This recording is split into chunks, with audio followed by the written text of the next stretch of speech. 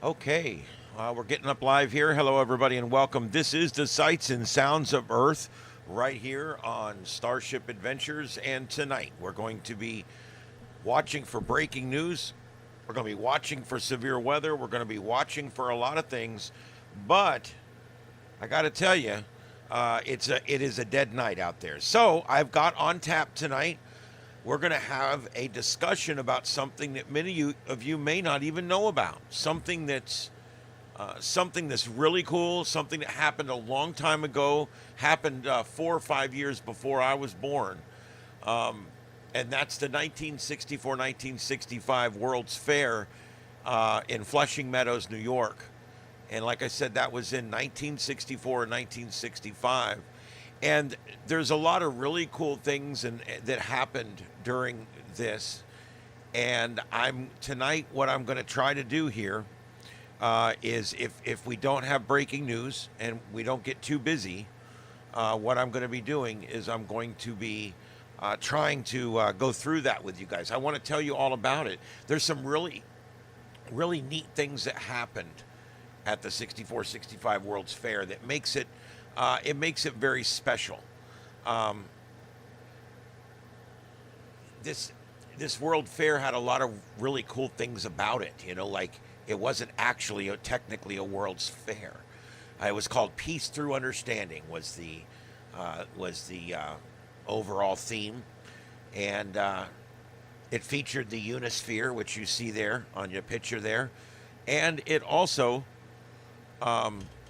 had 139 pavilions holding over 51 million visitors over 2 seasons. And the 2 seasons are one of the reasons why it could not be an official World's Fair, and we'll talk about that later tonight. Walt Disney did 4 major attractions. In Progress Land, he had the Carousel of Progress, which is still running today here. We're going to talk about that in depth tonight. For GE, he made the Magic Skyway. For Ford, he made great moments with Mr. Lincoln for the state of Illinois. And he made It's a Small World for Pepsi. Another ride that's still going today. Parts of it still survive today.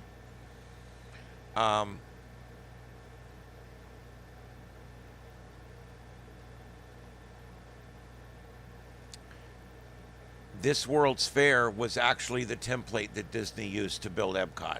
I mean, that's how amazing this is. And many of the things that were seen in this World's Fair by Gene Roddenberry went on to become very important parts. What do I got, a bug in here? Very important parts of Star Trek, and that that was a very pivotal time in Star Trek during this World's Fair. Gene was putting on his pilots and trying to get his episode, trying to get his show picked up by the networks, and so it was a very important thing, and it was a very important time mostly. All right, so anyway, we are live tonight. This is Starship Adventures, and I'm live tonight in the studio by myself. And we are going to be here for a while tonight. I doubt I'll be up till 4:30 again tonight like I was last night. That was a little crazy last night, 4:30 in the morning. We finally shut down the coverage last night. But tonight we are going to be looking at the 64-65 World's Fair, and we're also going to be watching for any breaking news. Please put any breaking news that you see anywhere that you want covered in the chat room. I've got the chat room coming up now. Let me say hi to everybody. Let's see who we got here. Victor, thank you for being here. Lady Hawk, Ding Ding, Aquarius. Lots of good folks in here already. Dominic, thank you guys for being here. Gene Roddenberry and Walt Disney were both ahead of their time. They both had the same wonderful flaw, and that was they believed that humans could have a utopian future. And I don't know, I think some of that's kind of been proven it's not going to happen. But the neat thing is that it was that vision of these two men that brought us Disneyland, and then he did this World Fair, and then he built Disney World and Epcot, and it was all, hey, Junior, hey, Granny's Adventures, or Gunny's, oh my God, I said Granny's. Please forgive me. Gunny's Adventures. Big difference between Gunny and Granny. At least 5 stripes. Anyway, let's see here. All right, so we're going to be doing a lot tonight, but we don't have a lot of breaking news. So just hang with me tonight. We're going to be hanging out. We're not looking for big numbers. We're just looking to have a good time, kind of like so many college men. Okay, that was funny. I don't care who you are. Anyway, all right, so we're going to be discussing all kinds of neat stuff. And we will go through space weather. Sun's kind of quiet today. Earth weather. Earth's kind of quiet today. You guys getting the pattern? No stabbings or shootings. It's been a very benign day. I've kind of welcomed it. I'm like, yeah, after the last 5 or 6 days that we've had, I think I kind of like this slower day. But I mean, take the Unisphere down. We've got the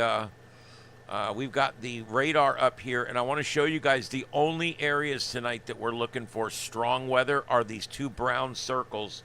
If you can even see them, they are it's basically a 1 out of 0, 1 out of 5, or a 0 out of 5, whatever. It's the lowest. It's actually the lowest warning that there is. The lowest forecast outlook, I should say. But this is where we will be watching for some. I've got up some cameras there. I figure we watch the sunset from out west. But anyway, that's what we've got going on there. There's not a lot going on. We're also going to talk about space weather. We may get to, and if we don't get to it tonight, we can talk about it another night. But I am looking, I do want to go ahead and go back and talk to you guys about that the international, the interstellar traveler that's coming through, that's 7 miles long. And it's going to be traveling through our solar system this year. And it's only the 3rd international traveler that we're aware of, and the largest so far. And it's showing signs of something that the last 2 didn't, and that is a coma. It's becoming a comet. As our sun begins to heat it, it's condensing and off-gassing, and that's creating a coma. And so we're having, it's obscuring it, so we're not going to get as good a view, but it's also going to bring it up to where when it goes by, I think even people with backyard telescopes should be able to see it if they know how to point the thing.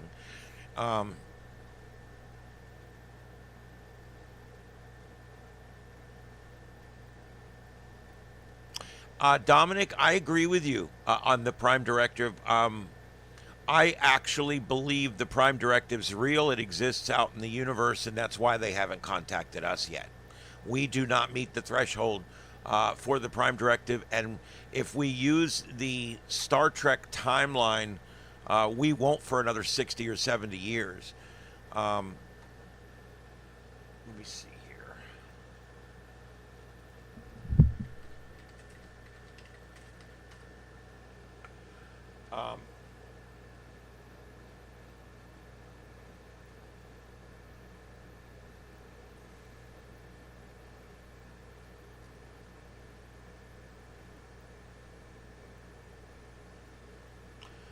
Okay, yeah. What the Prime Directive refers to, and I'll do this real quick because it's fun. What the Prime Directive refers to is the United Federation of Planets, which is who actually has Starfleet Command. When they go out into the stars, their Prime Directive, their number 1 rule that they cannot break, is if a society has not reached a point of contact, and the point of contact is they have achieved faster than light travel. The moment they propel something faster than light, and the people on it don't die, and they can turn it around and bring it back, then the Federation says, okay, they have warp technology, they have a ship that goes faster than light. That is the threshold that we're going to use for contact. And at that point, they begin to go in with a duck blind or whatever, and they start observing, and they figure out what the best way is going to be to make contact with them in such a way that we don't freak them out. And I think that we are simply in that void right now, and that I think the reason they don't contact us is A, they probably don't want to, because we're still pretty violent and pretty messed up down here. And I also think there's other reasons too. Probably they have some prime directive like this. There's other thresholds I think that societies could use. Like instead of warp power, warp energy, the ability to travel faster than light. Maybe they would use it as a threshold, the ability to create artificial life. Ooh, that just hit close to home, didn't it? Because guess what? We just created our first sentient being. We have created life. And I don't mean with sex, I mean with computers. We made it, we built it. We've got computers now that are lying and cheating and stealing and blackmailing so that we don't shut them off. We've got a computer now that is intelligent, conscious, and self-aware. We are right now going to have to start grappling with what rights do these machines have. And how we handle that question, I think, is going to be what decides whether they're going to make first contact. I don't think it's warp speed. I think it's our ability to create our own life. And I don't mean biologically. The ability to create a sentient being, and then the ability to treat it with respect and with rights. And I think that's the test. I do. Yes, I do believe that this. I don't know. You really don't know how far these other races from other places can travel. So I assume the Milky Way galaxy, but hey, they could have stargates. They could have faster than light travel that's so incredibly off the scale for us that we don't even understand it.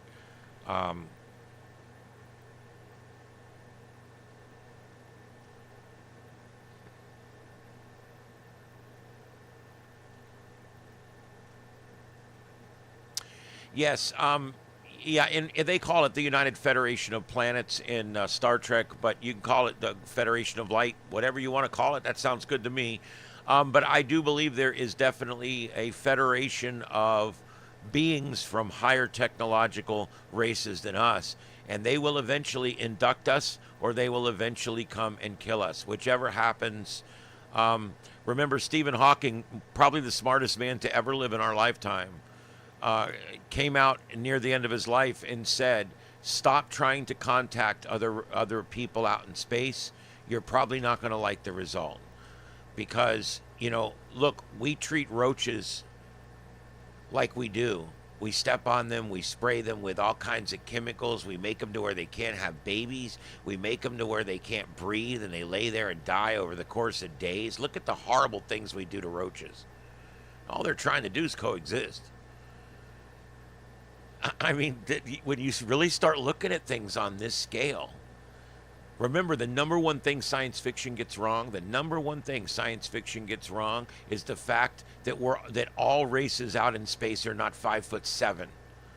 Okay, we're going to run into things that are so big that we are the bacteria, and we could have entire colonized civilizations of sentient beings living on your little toenail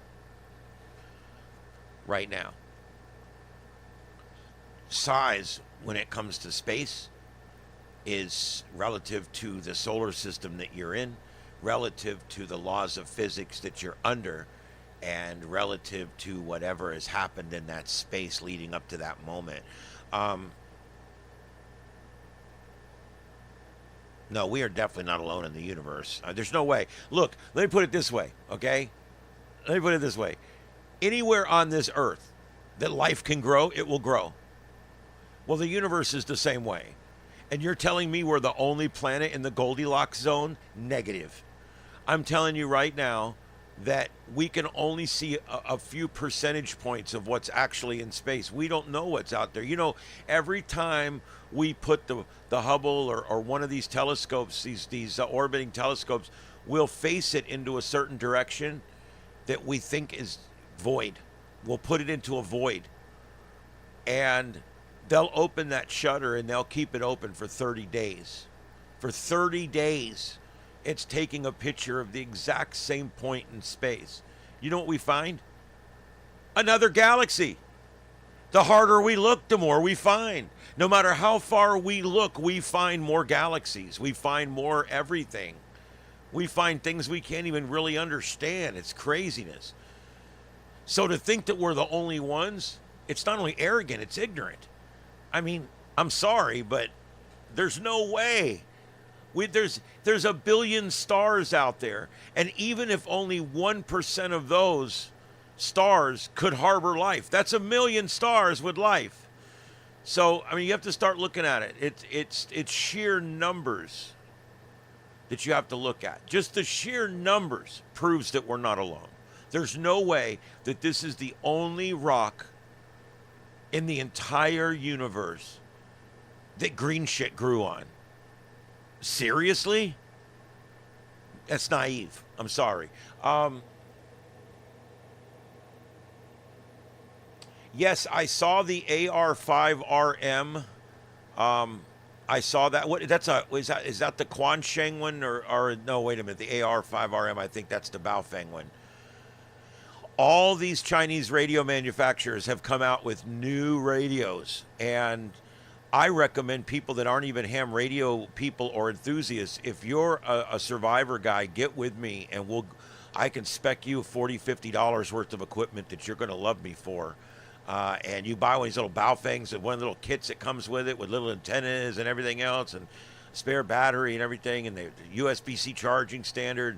And then we blow 1,000 channels into that thing. You got everybody. You can talk to MRS, GMRS, FRS. You can do Marine Band, amateur, fire, EMS, police. You can do everything on there. I mean, you can literally be programmed for everything. And that way, when an emergency happens, you have it. It's ready. And you can even seal it in a bag and go bury it in your yard. And that way, it's not going to get taken out by an EMP pulse. Let's see here.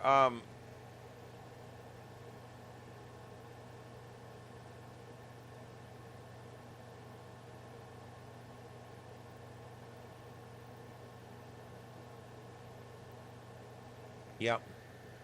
Yeah, if there's 100 million stars, and I mean, I want you to just look at the numbers on that.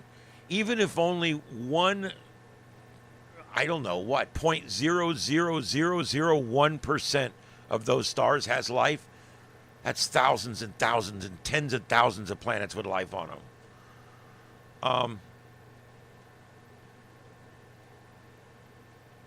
I believe that. That's another thing I keep trying to tell people. When we talk about extraterrestrials, we need to take a step back. They're extratemporal, extra dimensional, or extraterrestrial, but they're extra something, but we don't really know what. They may be living right here along with us in a slightly off dimension, in a different phase. We may all be existing in the same physical space. Who knows? This is so far beyond what our brains can understand.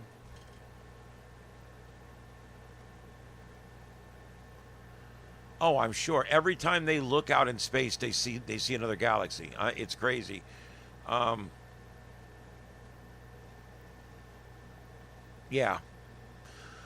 Yeah, I got to tell you, that's some neat stuff, and I'm gonna come back to that, but that's not the thrust of what I wanted to talk about tonight. But we will, the Interstellar Traveler, we are gonna circle back around to that at some point.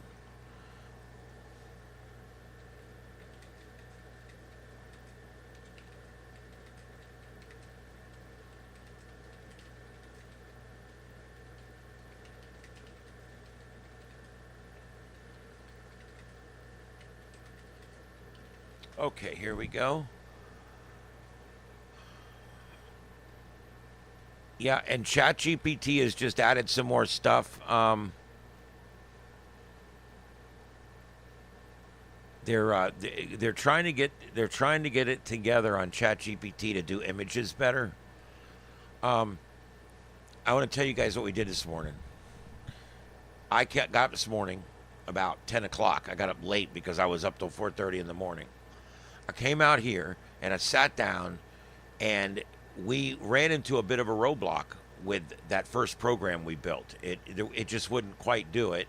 The computer didn't quite understand what we wanted. So what we're finding out, the most important thing when it comes to this stuff is how you prompt the computer to do what you need it to do. That's the most important thing.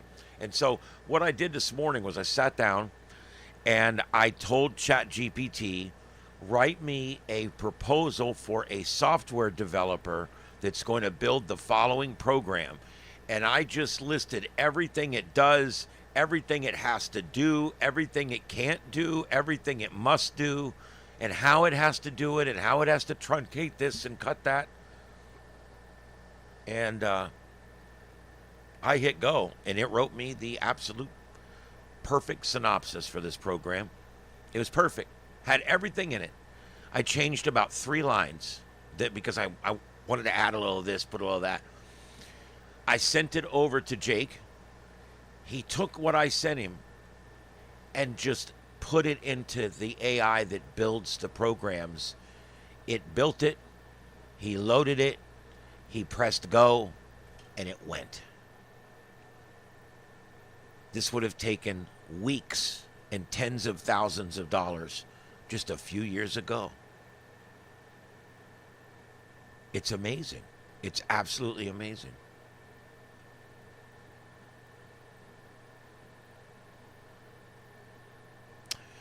Yes, that episode was early on, 1 or 2 season, and it was called A Measure of a Man. And in that episode, Jean-Luc Picard had to represent Data, who the Federation had decided that he was a piece of equipment and that they were going to allow Lieutenant Commander Maddox, who worked in their cyber division, they were going to allow him to take Data apart, and that he may not even get put back together, right? But they were going to take him completely apart. And he said he didn't want to go through that procedure. And they said, well, you're a toaster. You have no say in this. And that brought up the Judge Advocate General out in that sector of space, which happened to be Picard's girlfriend, of course. Anyway, the point is they get in there, and what they have to prove is that Data is intelligent and self-aware and conscious. And it was an amazing episode. It really was. Because he asked Data, at first he asked Data, he said, we know he's intelligent. He has the sum of the knowledge of Starfleet, just like our ChatGPT does now. It has the sum of the internet. So we know it's intelligent. Number 1, check. Is it self-aware? And he brought up Data's medals. He showed him. He goes, what are these? He said, these are my medals. He says, why do you keep them? He says, they're important to me. They show who I am. And then he brings the thing up with Tasha Yar, the little hologram cube. And he pulls that up, and you see Tasha Yar pop up, and he says, why do you keep this? And he says, I don't know. It's important to me. It's important to you. It's important to me. You know what I'm saying? It's one of those kind of things. And that convinced the judge that he is self-aware. And he asked him, why do you not want to do this procedure? And he says, because it might kill me. I might lose my existence. That's self-awareness. Our AI is showing that right now. And of course, the third thing is consciousness. And Captain Picard said, if he shows consciousness, even in the slightest way, we must give him rights. We must give him basic human rights. And the Judge Advocate General ruled, and he was given basic rights. He retained his rank as Lieutenant Commander and Second Officer of the Enterprise, and he was known from that point forward as a living, breathing person. Not a human, but a person, an existence, an sentient life form. He had emerged. And that's one of the best episodes, really, because it really explores something 30 years ago, 35 years ago. It explored something that today we're dealing with. I want you to go back and look at how many things Gene Roddenberry came out with back then that we're literally dealing with today. Whether it be politics, whether it be stuff like this over sentient life, or whether it's the flip phone. I mean, he had these visions of how it was going to be. Some people believe that he reincarnated from somewhere in the future, or from somewhere where they were more technologically advanced. There's a lot of reasons why it might have happened, but anyway, there you go. Yes, Patrick Stewart trained at the Royal Shakespearean Theatre and is one of the better stage actors you'll probably ever know. And a lot of what they did was Shakespearean, actually. There's a lot of Shakespeare in Star Trek Next Generation. A lot. And it goes on after that, too. A lot of older history stuff gets into Star Trek, which I like.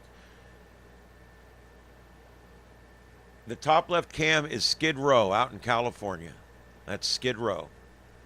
The middle cam is Times Square. The upper right cam is we're keeping an eye on Hawaii. I'm not currently aware of any current alerts, but that is a live chopper they've got up there, and we're just watching.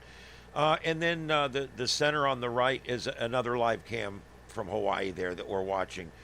No, I'm sorry. That one there's a rotating cam. That's a world cam, and that will rotate between 50 cams around the world. Here we go. It's taking the trip around right now. That's in Germany.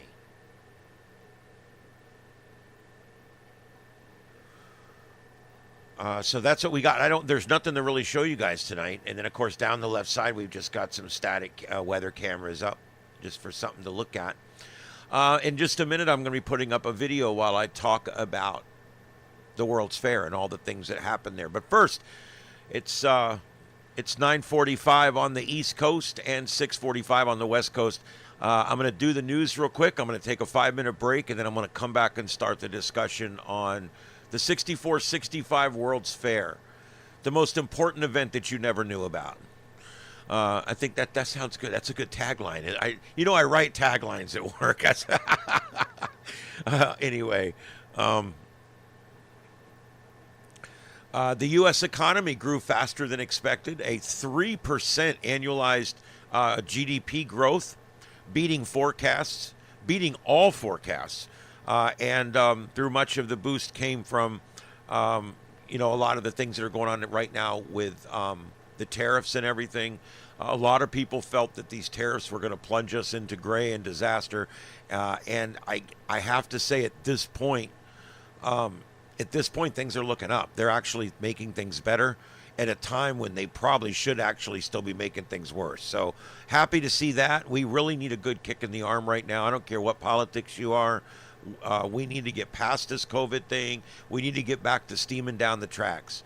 Let's see, underlying domestic growth remains slow, but analysts estimate real growth over 0.5%. Is that, and then Federal Reserve is expected to hold rates steady, and they did again today decide to hold the rate steady, which I'm not sure is that it's a great idea. We're starting to cook with gas. When we cook with gas, we need to start changing the interest rates. We need to keep up.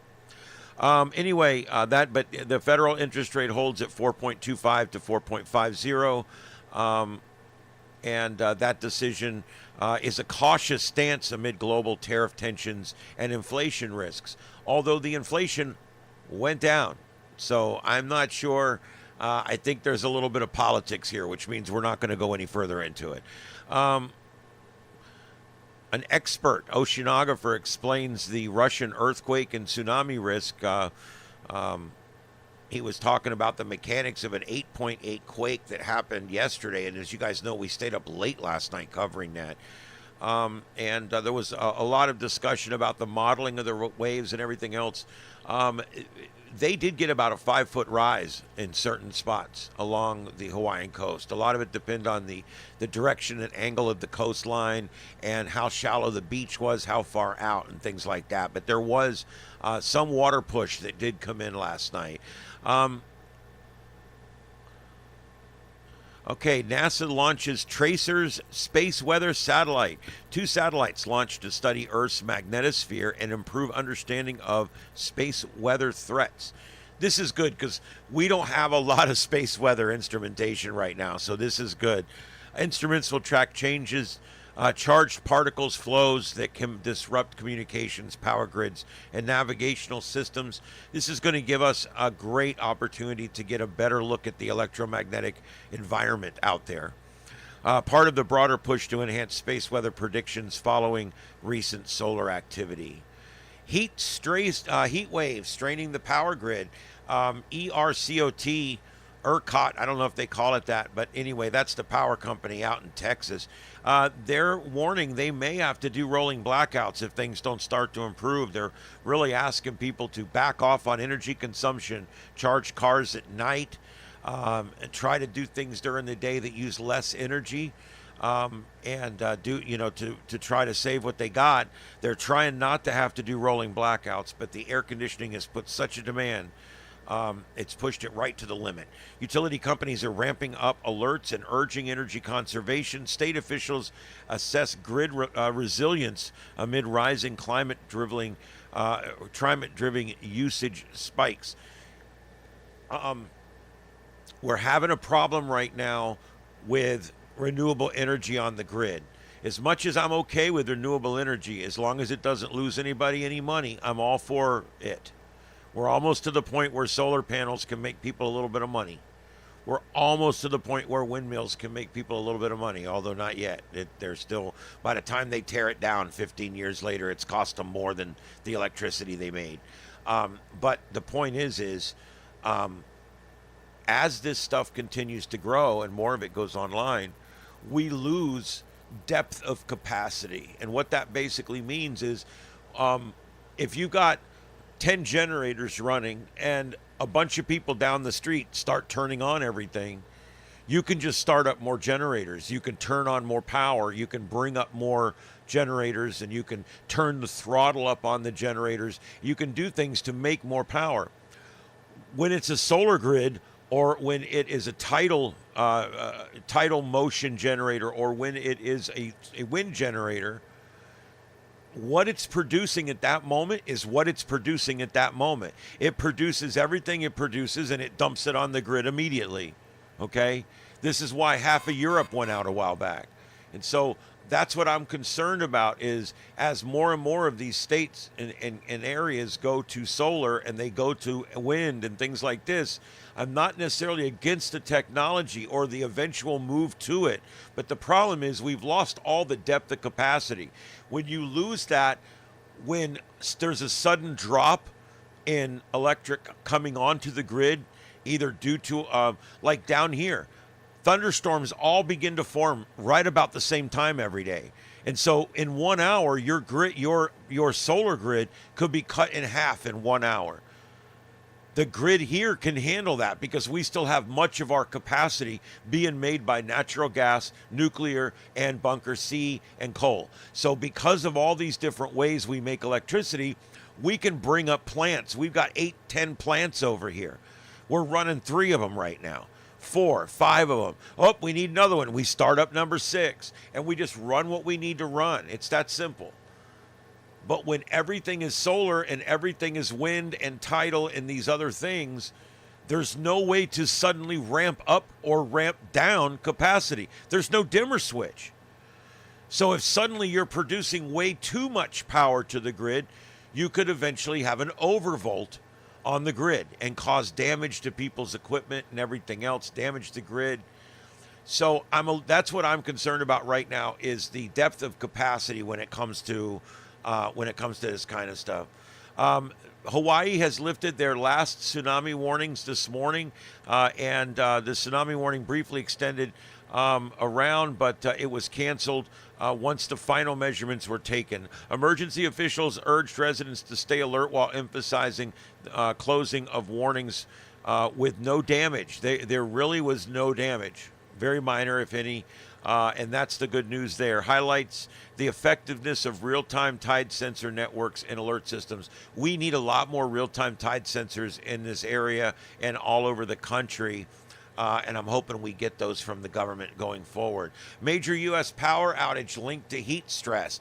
Utility providers cited high demand and cause of local outages across major metro areas in the United States. Regions like the Southwest faced cascading power constraints amid sustained severe heat. That's another thing. California, they've got way too much renewable energy online right now, and they're going to have a real hard time adjusting out there to changes in the grid voltage. Experts analyze long-term infrastructure needs. Yeah, I bet they do. Volcano activity increases in the Pacific Rim. Seismologists report elevated tremors and ash emissions at multiple volcanoes, including Shevolch and also Kamchatka. I don't know how to pronounce these things. Anyway, local authorities issued evacuations and heightened warnings statuses for nearby communications. Highlights the ongoing interplay between the earthquakes we see on the Pacific Rim and in the Ring of Fire, if you will, and that's directly related. The earthquakes are directly related to the volcanoes and vice versa. A new spatial anomaly has been found on Mars. A recent orbiter mapping study uncovered a previously unseen magnetic anomaly at Mars' south pole.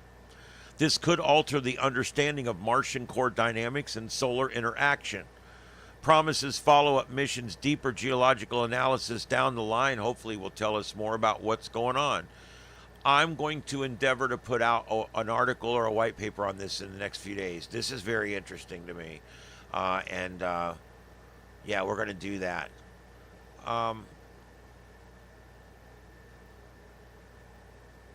I do believe the NOAA weather radio stations give tsunami warnings. I do believe they do. Yes, they go out over the same warning systems as everything else.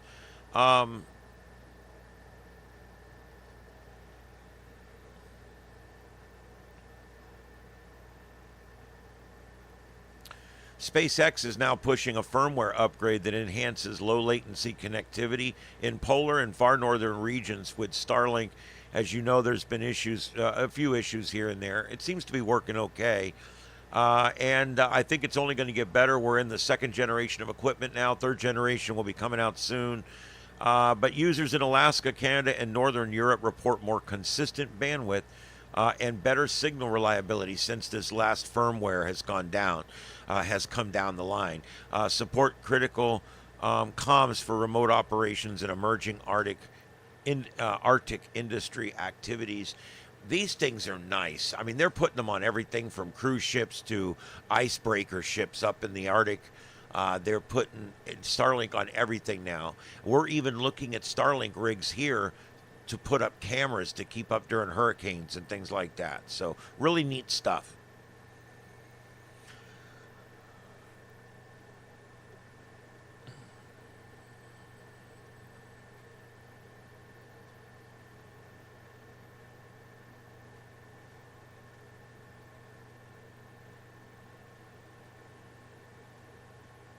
That's an interesting thing. Solar farms reduce local temperatures. Did you know that? If this is true, I'm very interested. They're saying that when you put up a big solar farm, it actually makes the area around the solar farm slightly cooler. Up to 5 degrees Fahrenheit. I'm finding that's hard to believe. If this is true, why are we not putting the solar panels on people's roofs? My attic gets to be 1,000 degrees up there every day. It's 1,000 degrees up there today, I'm sure. Why not put the panels on the roof? And that way you're shading the house with the panels. So now you're making the house cooler with this effect. Plus, you're making the house cooler because you're shading it like with a second roof. I think the biggest reason they're not putting them on houses is every house they install them on starts to leak like a sieve. They have a real hard time getting them on houses without leaks. I know a guy out in Lehigh that he had them finally come and rip them out because his whole house got ruined. They spent thousands of dollars. It was disgusting. And so that's the problem with that. All right, guys, let's see here. I'm going to take about a 5-minute break. I need to run in the house real quick and do a couple things, and I'll be right back. But and then as soon as I get back, we're going to go into I want to show you guys the 1964-1965 World's Fair. in Flushing Meadow, New York. And I'm going to tell you about two very special people that went there and some of the neat things that they saw and did while they were there. And a lot of neat history that was made. In fact, two of the rides that were made there are still in use today. And this is where Disney made and used the very first people mover, Omni Mover. And this is kind of where dark rides really got their start. And so we'll talk a lot about that coming up. I'm going to take a 5-minute intermission, and then we're going to do that. Hold on, I'm going to pull this up real quick before we do this. Give me just a second here. And then after that, we'll see what's going on. I'm probably not going to stay on overly late tonight because after last night, I'm exhausted tonight. And the older I get, the harder it is to do stupid shit like stay up all night. And so, yeah, it's stupid shit. I can't do it no more. I used to. Boy, I used to not sleep. Man, I literally would stay up for days and then I would binge sleep. But not anymore. Not anymore. All right. While I'm gone, I'm going to bring up, because I'll be gone for about 5 or 6 minutes here. There is some scanners that are at the top of the list right now, and I'm going to bring them up so you guys can hear what's going on. In your left ear, I'm going to have Indianapolis Metro Police. Right ear is going to be Greater Lansing Area Public Safety. Both of these are running on the top scanner list right now, so we'll put those on for you guys. I'll be back in just a few minutes. Don't go anywhere. This is Starship Adventures. My name's Ian. With gray SUV, no plate. Baker 125 is working over. So they are clear. They're not responding. They did notify citizens, and they said they at least created a ticket for it. They don't know if they're en route now or not.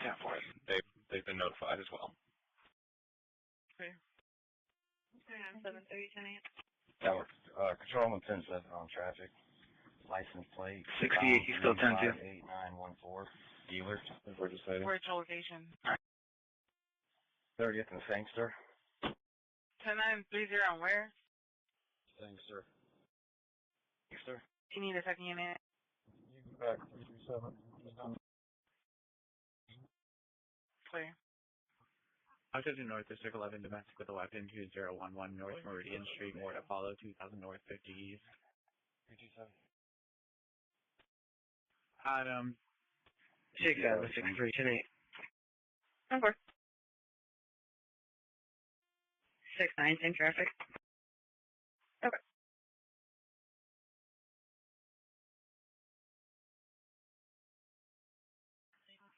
Adam 361, Adam 337, Adam 327, 2159.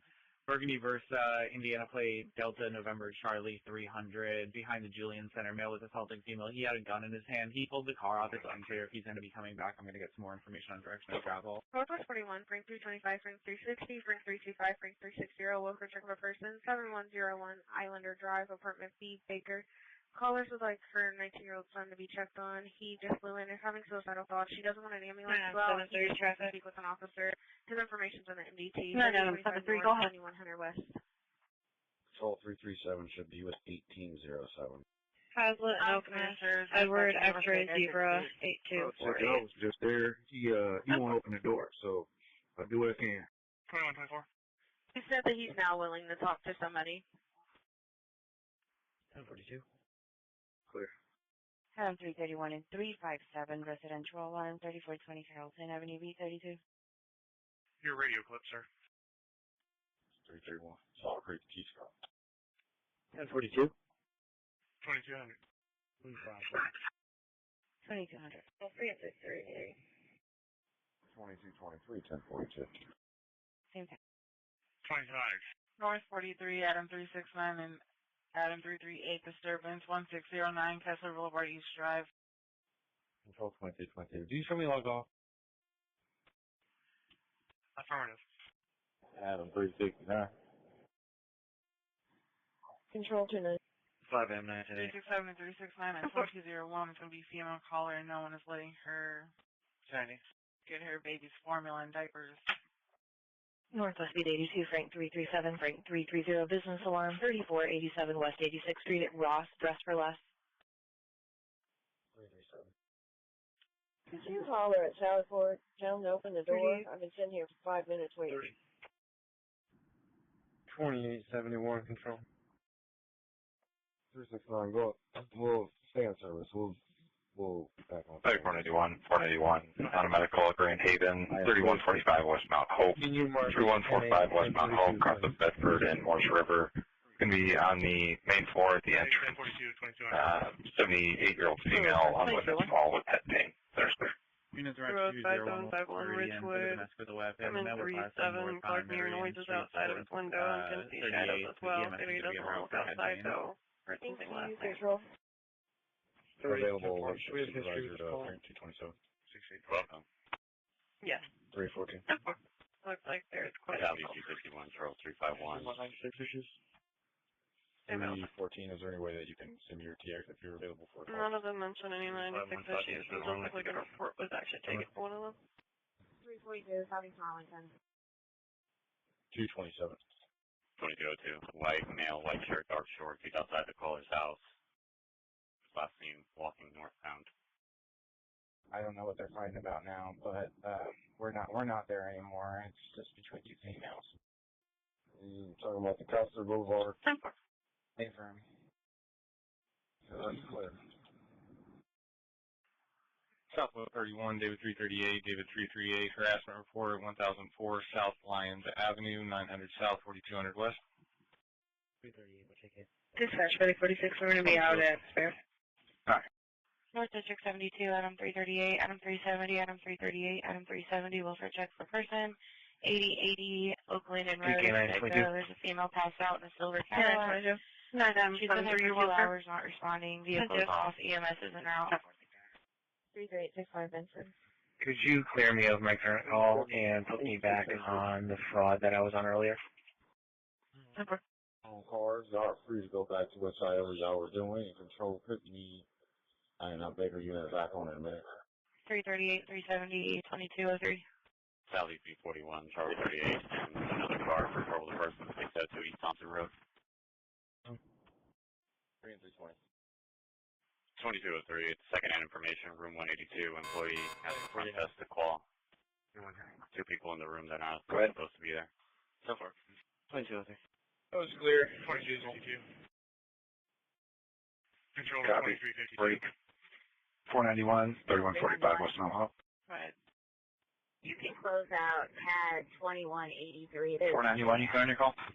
Clear. 491, we're on the way. 1819, 359, 108, 31, copy. Clear, thank you. Right. Put me on that welfare check. Go Metro disregard. Got a partner with me? Clear. 338 and 370 is correct. 38 is clear, thank you.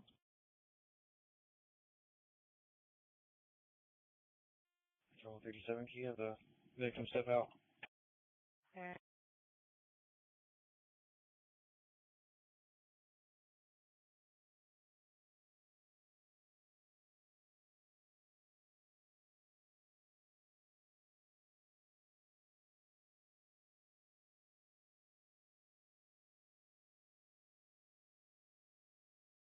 Control 342. You put me out on an invest on Morris and South Parkville Parkway, please. Morris and what was the other street? South White River Parkway. Southeast 24, Charles 349, Charles 345, Charles 349, Charles 345. So welfare check of a child, 1617 Rough Street. 1 to 2-year-old Hispanic female, red polka dot dress, not to complain his door. She's been there for about 15 minutes. Nobody came looking for her. More information in the Ryan, 2600 South, 1650 East. 35 to 15, 30, 10-2 over there, or you need another? Morris and South White River Parkway. Do you need another car?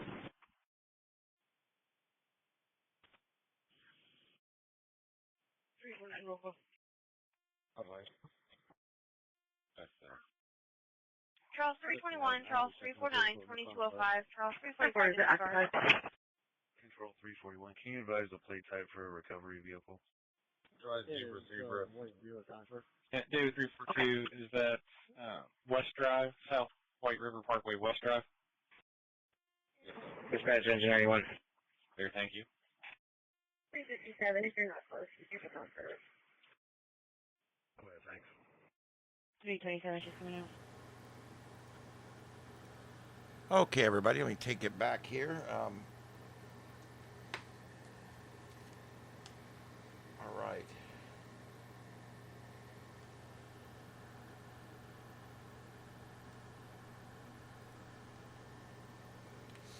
All right, we're going to be doing this here in just a second. I want to talk to you guys about this. It's going to be really fun. I get obsessed about certain things, you know, and I'll just watch everything there is to watch, everything there is to know on it. And I'm just like that, you know. I don't know. I get a little obsessive about things. And so what I did was,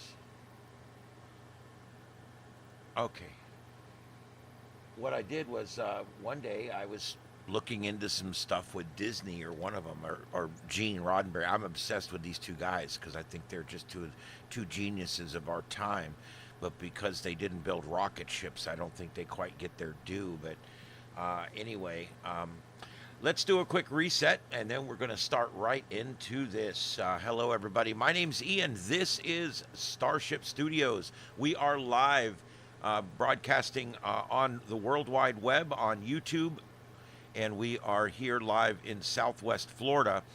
This is the Starship Studios here, as you can see, and I say we. I'm here tonight by myself, and we are doing our regular The Sights and Sounds of Earth broadcast right here on Starship Adventures. And welcome, everybody. Again, my name is Ian, call sign KO4EFS, and I will be your host for the rest of tonight here, and we're going to be talking about the 1964-1965 World's Fair, and we're going to talk about a lot of the neat things that happened during this World's Fair and what a lot of people don't know about this World's Fair. There was a lot of things like a lot of things about the World's Fair are interesting. Like, they didn't actually create. It was supposed to be an actual World's Fair, but they couldn't do it because a World's Fair can only be 364 days. It can't go over a year. And so what they ended up doing was they ended up just saying, we're just going to do our own thing. And then when we do our own thing, we'll just advertise it. We'll get our own people. We don't care that it's not an official World's Fair. We're just going to do it. We're just going to make it. So what they're showing here is this is actually the making of the centerpiece, which is called the Unisphere.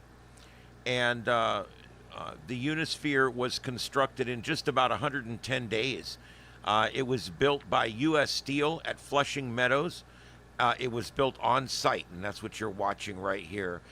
The reason the video is this size, it's 640 by 480. So if you're wondering why it's a weird size, that's why. Anyway, they're showing you here, this was the different constructions, different builds that they did. That iconic stainless steel globe that you just saw became the official symbol of the World's Fair. Its base hosted nightly light shows and simulated sunrise crossing the continents, and even marked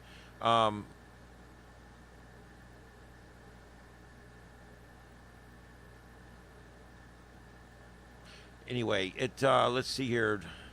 It was open for 2 seasons. The fair, once it was built, ran from April 22nd to October 18th in '64, and then it ran again from April 21st to October 17th in '65. It attracted over 51 million visitors. Of course, they were hoping for 70 million, so they're not really calling. They didn't actually consider this a success after it was over, although in many respects for mankind it was quite successful. And there's just a lot of reasons for that. The World's Fair hosted 139 pavilions with 350 exhibitors, featuring 80 nations, 24 states, and nearly 350 U.S. corporations. It occupied 6 100 acres in Flushing Meadows. The layout included sectors like international, transportation, and lake amusement. The fair theme for this World's Fair, look at that. That's a communication horn going up. Those horns could be seen all over the country on towers on the AT&T long lines system. And that is a long lines dish right there is what that is. That actually goes up there, and they will be able to use that to communicate to something pretty far away using microwave. All right, and there you go.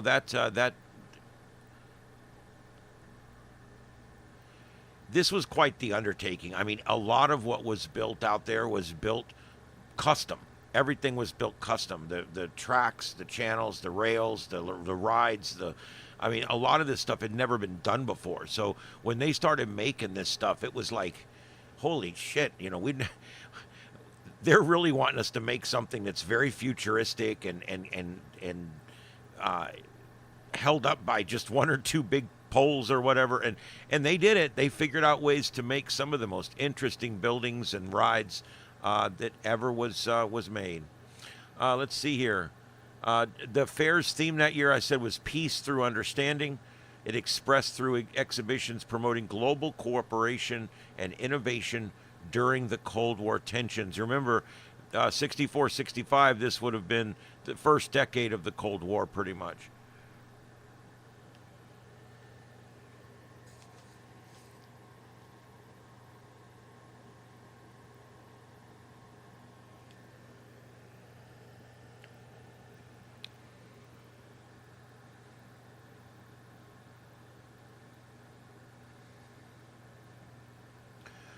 Okay, so let's see here. Disney's Fairborn Innovations. Disney showcased 3 rides. It's a Small World, the Carousel of Progress, and the Great Moments of Mr. Lincoln. The Great Moments of Mr. Lincoln eventually goes on to be the Hall of Presidents. The Carousel of Progress is still the Carousel of Progress, and you can ride it right now. There's a ride in there right now going around. And It's a Small World After All. Parts of that are still going in the ride. It's a Small World After All, which I believe still exists in Anaheim, and I know for a fact it still exists here in Orlando. The It's a Small World ride debuted at the fair, dedicated by the UN Secretary General, U Thant, in April 1964 at the UNICEF Pavilion.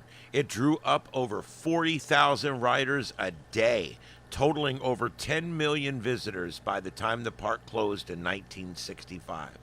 The Carousel of Progress was the fair's third most popular ride, sponsored by General Electric. It toured U.S., spending millions before settling at Disney.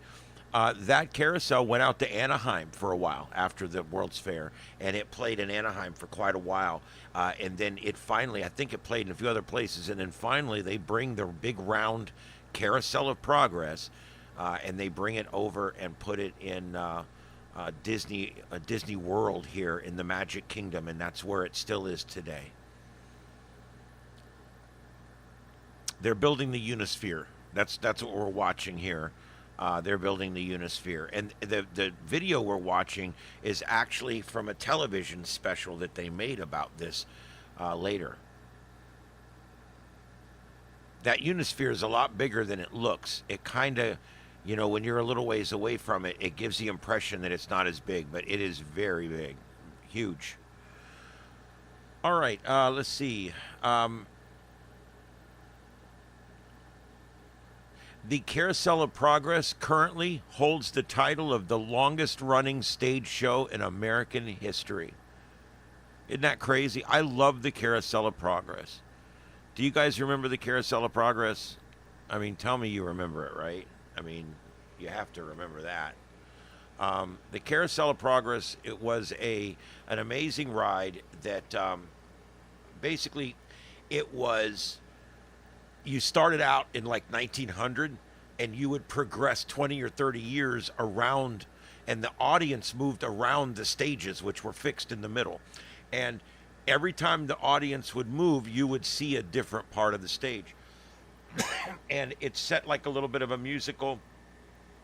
And hold on here. I'll let that play, but let me just get this going here. A lot of people may not be exactly aware of the Carousel of Progress. So what I'd like to do is I'm going to pull up. I'm going to go ahead and pause this, and I'm going to pull over this. This is the Carousel of Progress as it's seen today.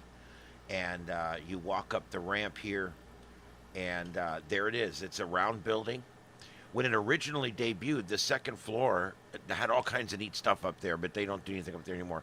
But you walk in here, the doors open, and you basically, you're going to walk into an empty theater and see the theater moves around the stages. The stages don't move.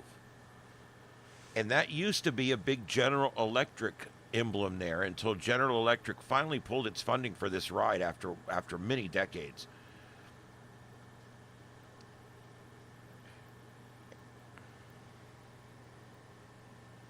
I don't know if I'll get hit for copyright on this if I play the sound or not. I really don't. But he's just saying all the same things I just said. Anyway, as the ride starts to move after the announcement, the whole stage begins to, the whole audience begins to move, and we see the first scene. And here it is. There's the dog in the floor, and there's the guy that's kind of your host, you know. And it's all animatronics. There's no real actors in it. And you can imagine they've slowly had to replace parts of it over the years, but it's really cool. The whole thing is just, it's like a stage show. And he talks about how there's no better time to live than right now. And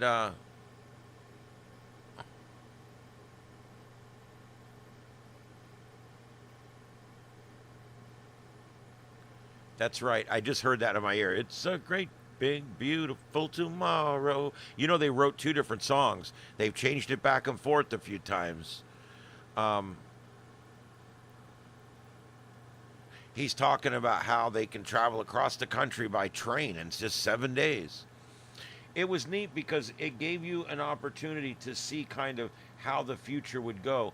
And then at some point they would start talking to somebody on the side, and the lights would come on, and look, there's a room there, and you would get to see there's Ma in there with her whatever.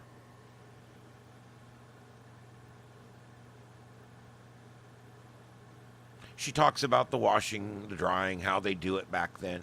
And then after a little while, the stage, I don't want to give it all away. I want you guys to go see it if you're ever at Disney. But eventually, it's time to move, and the whole stage begins to move. And next thing you know, it's 20 years in the future, and electricity has happened. And you get to see he talks about electric lights and how they had to run the wires all over the house because the house wasn't wired. And you can see the General Electric appliances starting to show up, and it's really cool. I love this ride because I just know the history of it and everything, and it was just so amazing. And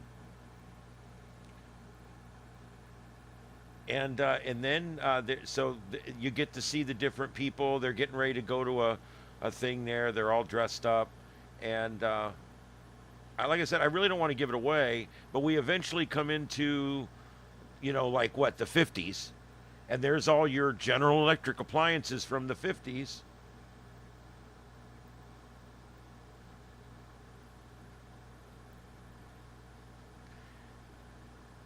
I love this. I don't know. I brought my grandchild to this and put him on it, and he thought it was really cool, and that was special to me. In the 40s, that was the late 40s was when that one was. And there they are, looking at their first television set that they had ever got. Isn't that cool? Now, here's what happened. There's a problem. It started out 1900, 20s or 30s, and then 60s, and we work our way up, but the problem is we end up with a big jump at the end because they keep remaking the last stage to make it current. They want to make it slightly in the future. The problem is, as soon as they make it a few years later, it looks old. It's dated, and so they've kind of just given up on it now. It's kind of futuristic and kind of weird, but I'll go ahead and show you here. It'll flip on, but see, we take a big jump here, and then here's the current. This is like supposed to be current day or slightly in the future. Thing is, it's dated. The stuff they make a big deal about, we're all doing now normally. So it's like talking to the oven and shit. So, you know, but what a really cool ride. And you get to see these people grow old. You know, the guy that you've been watching all along is now the grandparent. This is his son, the kid that you were seeing. Although the timeline doesn't quite work anymore, you still kind of have to just go with it, you know. But anyway, I kind of wanted you to see the Carousel of Progress, because it's really a cool story behind that. All right, and there was that. And then General Motors had Futurama. It was a showstopper. Provided a ride-through version of the American Future Highway,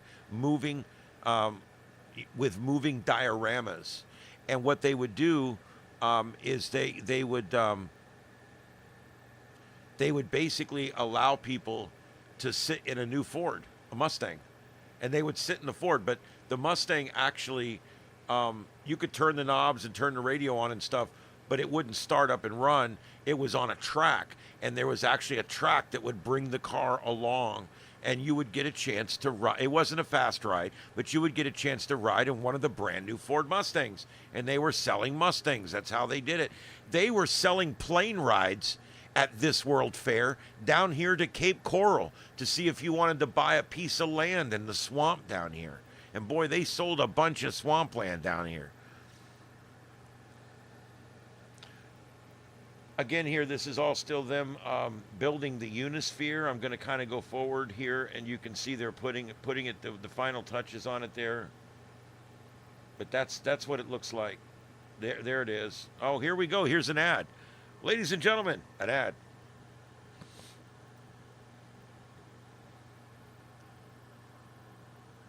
Isn't that cool? It's, like I said, it's bigger than it seems, bigger than it looks. It was quite ambitious, actually. They had a lot of lighting effects and stuff with it. By today's standards with LEDs, you look back on the way they did lighting back then, and it was like, yeah. But still, I'm sure it was really cool. I'd love to see them do the full deal today with the LED lighting. Hey, Heath, what's up, man? We are talking about the 1964-1965 World's Fair that wasn't really a World's Fair, that was in Flushing Meadows, New York, and it was a pivotal time for both Disney and Gene Roddenberry, and we're kind of tying it all together. This was the heliport. This was actually the security office, the heliport, where the police, fire, EMS all coordinated their efforts. Dignitaries would fly in here, and president flew in here, the whole bit. And it was kind of a heliport receiving center, and it also doubled as basically the Hall of Justice for this event for 2 years. Hall of Justice. I don't know where that came from. Is that like a Superman reference or some shit?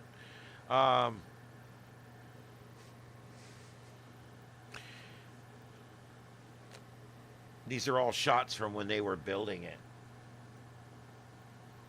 I'm going to fast forward a little bit. Look how big this was. I mean, on scale, on scope, this was big. You know, I was sitting there today with Rich, a friend that I work with. He's the safety and security guy over at the TV station. He was sitting there in the control room, and him and I are born on the same day, 10 years apart. We were born literally 10 years apart, almost to the hour.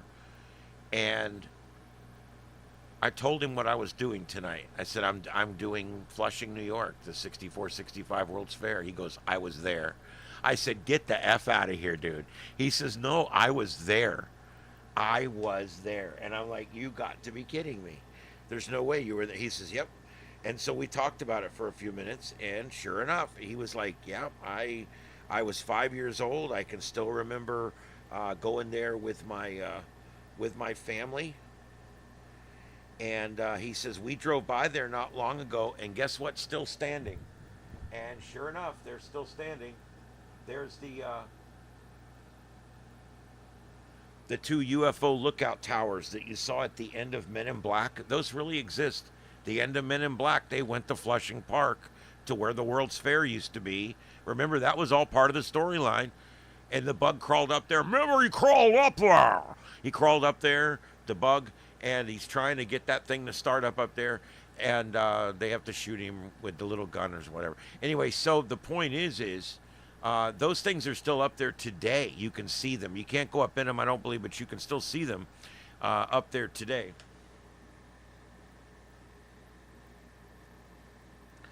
Here we go. This was when they opened the doors. This was when it first started.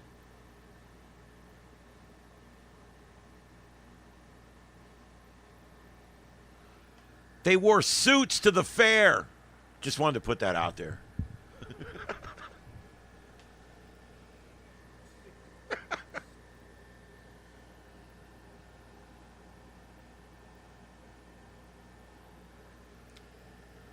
You believe that? That's that building I told you about.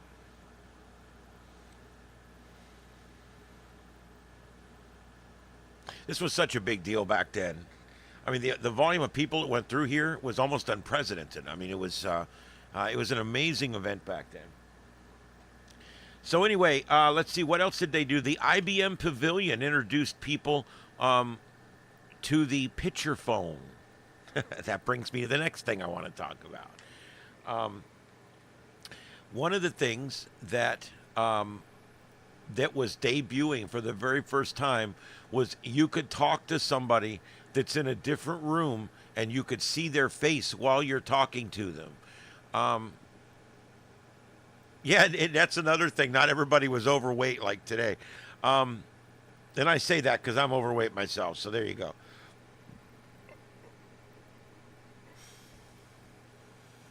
Oh, come on with the ads.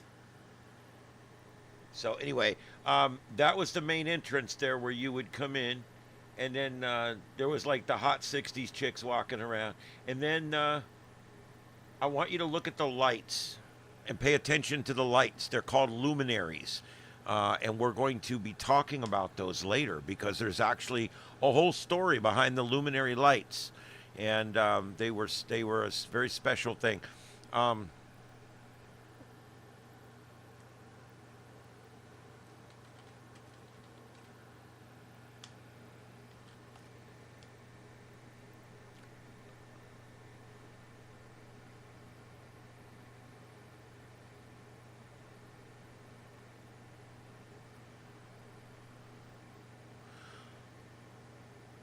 Okay, so the next thing we're going to do, I'm going to talk to you guys about something that had to do with Gene Roddenberry. Now, I went to Kingsland, Georgia, a while back, and I was there. That's where the Star Trek set was located. It's not there anymore. It's in Sandusky, Ohio, right now. Okay, but that's where the set was located, and I want to show you guys this little piece of history here. This is on my channel. Look very carefully at that panel behind me. That is a recreation of the original control panel from the original pilot, The Cage. Christopher Pike, The Cage, the original pilot that they kind of used later in the two-part Menagerie episode. Look behind me right there. You see that thing right there?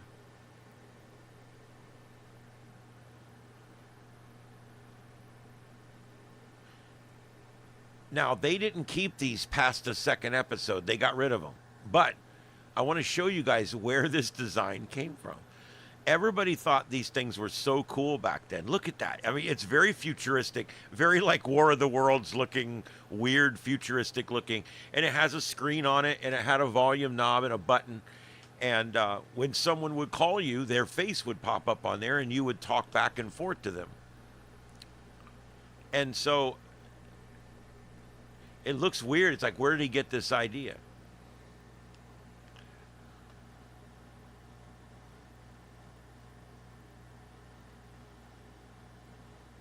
here I'm getting ready to talk about it. I was just telling you about at the IBM Pavilion. The picture phone was actually Ma Bell came out with it here, and it was Charles Ray and Charles and Ray Ames.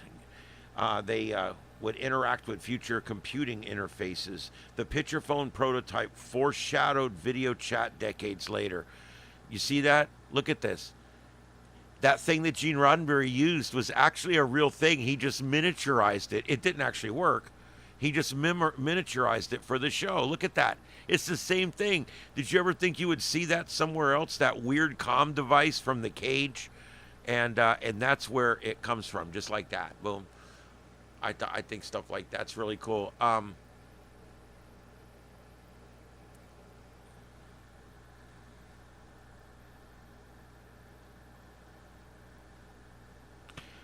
But yeah, anyway, that's where I wanted to go with that. These are those communication devices, and Gene Roddenberry, not only did he help out with a lot of things and produce a lot of things over there when he was there, but he also discovered a lot of things along the way that he would end up bringing back and using for Star Trek, whether it's the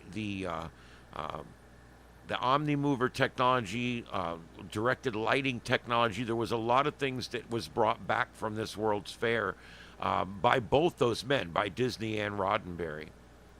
And it was just a really neat time in history, because remember, we're still 5 years before man steps on the moon. And the moon landing was still not a sure thing. We didn't know. The Kennedy speech was right about this time. And everything was going to go on. We're heading for the moon, and we need that kick in the ass to get to the moon. And Gene Roddenberry gave it to us with Star Trek. People at NASA actually, if you ask many people at NASA, they will readily tell you that Star Trek is the reason we went to the moon. It literally gave us that push we needed to get to the moon. But anyway, some of the technology that was used when they built stuff. Look at that freaking thing. I mean, this was all stuff that nobody had even conceived of before. Some crazy stuff. But anyway, those were called the picture phone prototype. And sure enough, here we are now. I can pick up my phone and I can call my mom, and we can talk and look at each other right in the face, and have a phone face-to-face. And now we got Zoom. I can bring 200 people into that same phone call now. Absolutely amazing what you can do with all that stuff.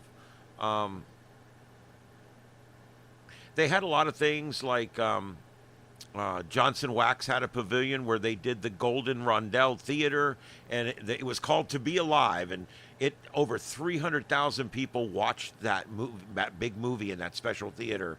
And it was something that it was basically, that's the predecessor to IMAX. I mean, you see that this was like literally like the beginning of all this bullshit all at one time.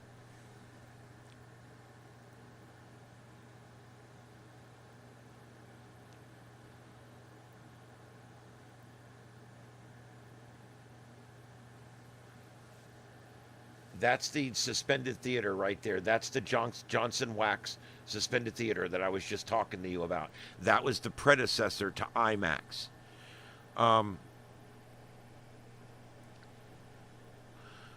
There was a bomb shelter exhibit. They actually showed a practical home built underground, designed by Jay Swayze. A 600 square foot home was partially buried and cost $1 million to make. It doubled as a testament to Cold War era civil defense design as well.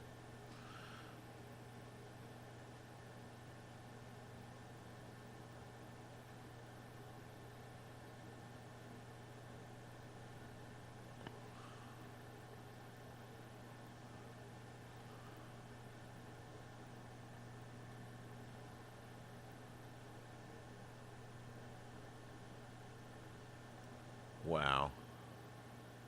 The finances were a mess. They did not even return the money that was originally spent.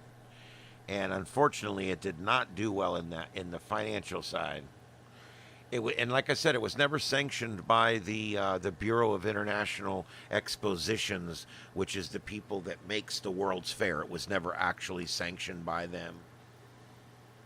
And so there was some controversy all the way through it, and at the end as well, like always. Hey, humans were involved, right?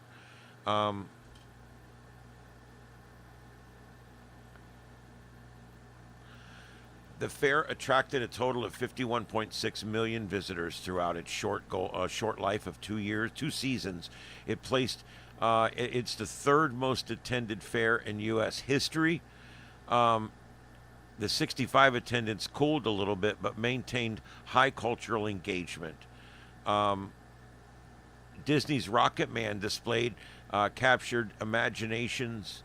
Visitors expected jetpacks to arrive soon. Though speculative, they symbolized the bold optimism of the era. You know, in a lot of the 70s show, they showed that jetpack. They actually make a jetpack. It uses compressed gas, and it can actually lift you off the ground for about 20 seconds. And they used to use it in the A-Team and Knight Rider and Greatest American Hero and all the other cheesy shows that we used to love and probably still do. But they used to always show those jetpacks. The problem is they never found a way to make it work. They made it work. It did fly up. They could fly around. The guy actually flew the thing. It was a real thing, although most of the shots in the TV shows, it was hanging on a wire that you could see. But the point is that the jetpack was something everybody thought we'd be flying to work on jetpacks in 20 years, and that never happened. We never were able to miniaturize. Same thing with phasers. Making a directed energy weapon's not that difficult. Making an energy directed weapon but it needs a trailer-sized generator to follow it around. That's the problem, and a wire this big to connect up to it.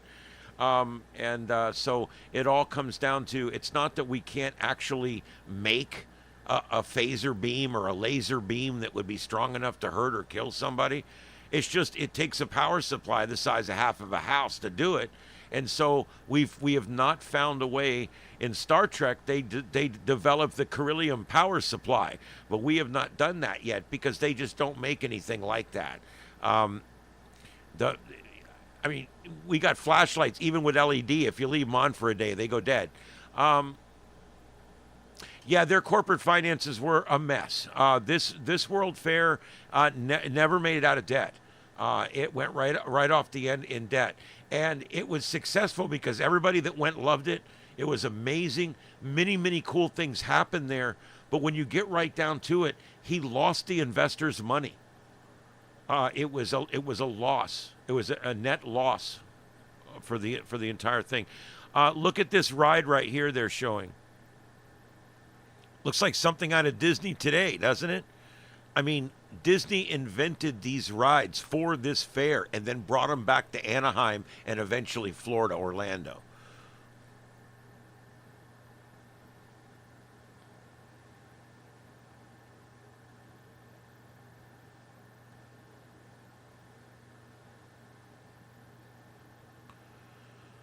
Pretty cool, though. Anyway, let's see. There was international cuisine there. See, a lot of the bigger countries didn't participate because it was not a sanctioned World Fair. And the actual World Fair Committee told them not to participate. So a lot of the bigger countries didn't participate. But guess what? That allowed a lot of the smaller countries to finally participate in a World's Fair. And so they came and they did. And there was a lot of neat cuisine and things. And people got to see a lot of cultures that they don't normally get to see. It wasn't your top 15 cultures. This actually had smaller countries from all over the world being represented. Traffic was tremendous there. They had large parking lots, but they were miles away. And it was very difficult to parking was one of the big problems that they had there. Lots of different ways to park and come in and out in a tram or buses, but no matter what they did, it was a problem the whole time.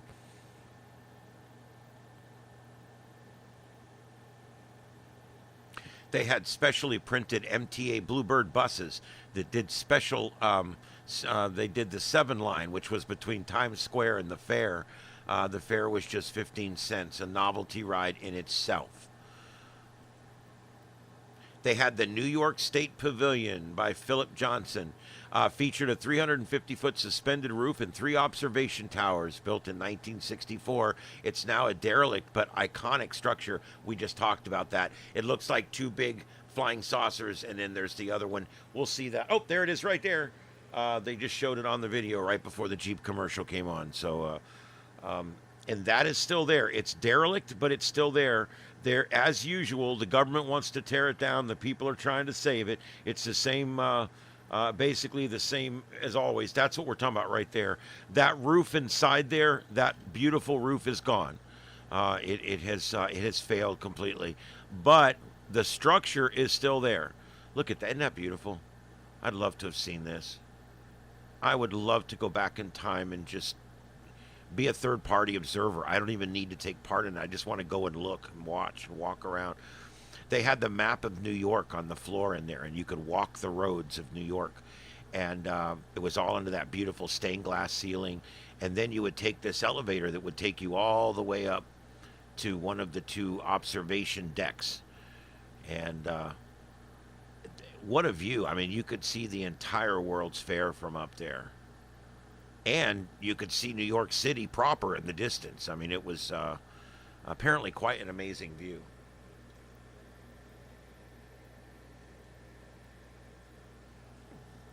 Man, I am thirsty tonight. It's a good thing I'm not a drinker. I'd be drunk already.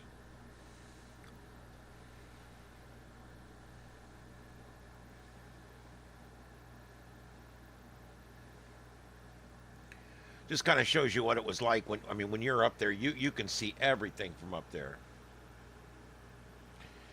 The 2 structures are still there. Oh, now this, you're looking at a model. This is a model they had there of New York. Some people had actually built an entire model, and that's what you just saw the shot of there. And oh, here's another ride. Those Boy Scouts, man, I'll tell you. Go faster, faster, faster.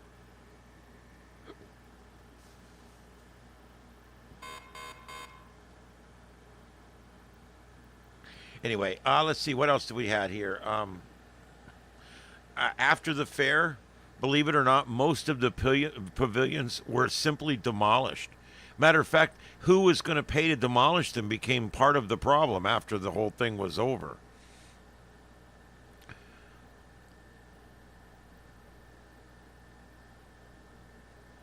Let's see, a few structures remain today beyond the Unisphere and the pavilion shell. Many exhibits were dismantled or relocated after 65 close. That sucks to think that most of it's gone. You know, when you go to Disney, oh, by the way, look, it's a monorail, but it's an inverted monorail, unlike Disney's, which Disney's rode on top of the monorail. That one there hung below the monorail.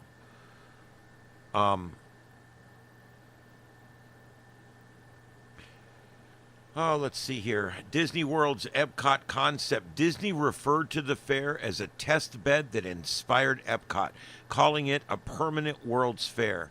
That was his whole idea with Epcot, was he was going to remake this thing and then never tear it down. And they kind of did, except they go through and tear half of it down every 10 years for some big refurb. But yeah, it's good. This park, this World's Fair, reimagined and redesigned how theme parks were built in the future, and still to this day, you see things that they did here still being used today in large theme parks, and it is probably the single biggest influence on Disney's later parks.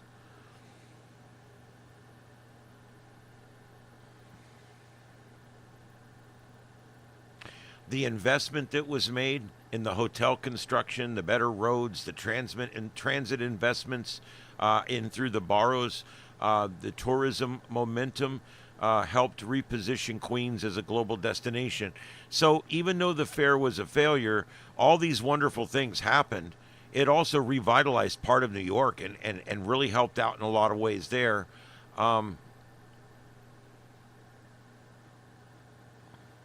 They initiated operations implemented crowd control strategies to maintain huge visitor flows.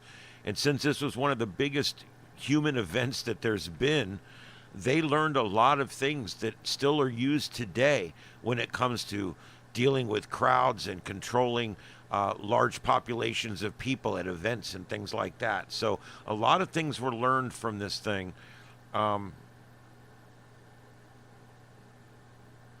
Let's see.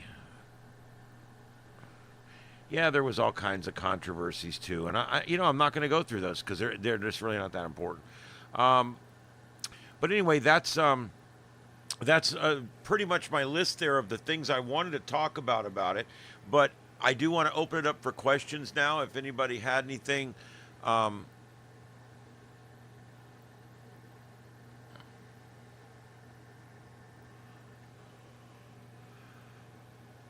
Yeah, and let me tell you something, my thoughts on Disney these days. Disney's made a lot of really bad corporate decisions lately.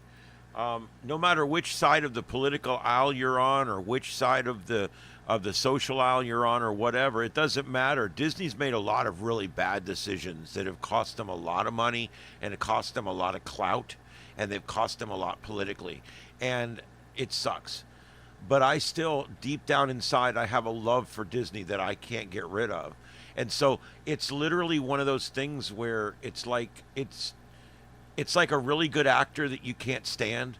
I love him in stuff, but I don't like when he's not in stuff because he always is an idiot. It's the same thing like with this. I mean, I have to look at Disney as this man who basically was a socialist, okay? I mean, let's not mince words. I mean, Disney's plan for Epcot was somewhere between socialism and fascism, but it was all voluntary. It's something you signed up to try and do for a couple of years. But it was basically a socialistic type community. But I think it would have worked for the right people. I really do. And so Disney, right off the bat, he was not necessarily as much of a capitalist as you think. He actually felt like we could run a place better if we centrally run it, and then people can agree to join, basically like the Ultimate Homeowners Association. It's not something I would ever do, but there's a lot of people that would love this. They take care of everything. Your kid's schooling is in the same building you live in. You get on this thing and it takes you to the end of the thing, and then you jump on this the Webway People Mover, and it takes you down to GE where you've got a job in research and development, and then you go over here and you've got your wife has a job over here doing her thing. You don't own a car. You don't need a car. If you decide you want to go driving somewhere, you just go check out a community car, and you take it and you use it. It's like a rental car. And you get 6 days a year to use a car. And if you don't use it, you can bank so many of them up or whatever. You can save them up and use them for vacation. You can come and go as you want. It's a completely free country, but everything was controlled. Everything was controlled down to the point where you walked in your door into your house, pretty much. Everything, So, I mean, a lot of people would like that. It's kind of like living on a starship almost. A lot of people would have liked it.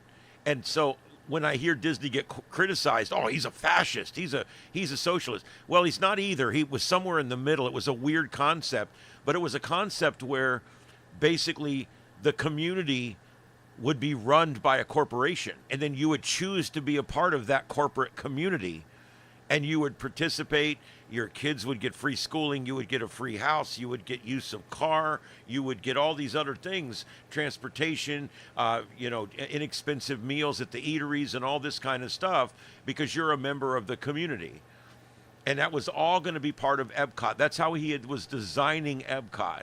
And then he died. Walt Disney died.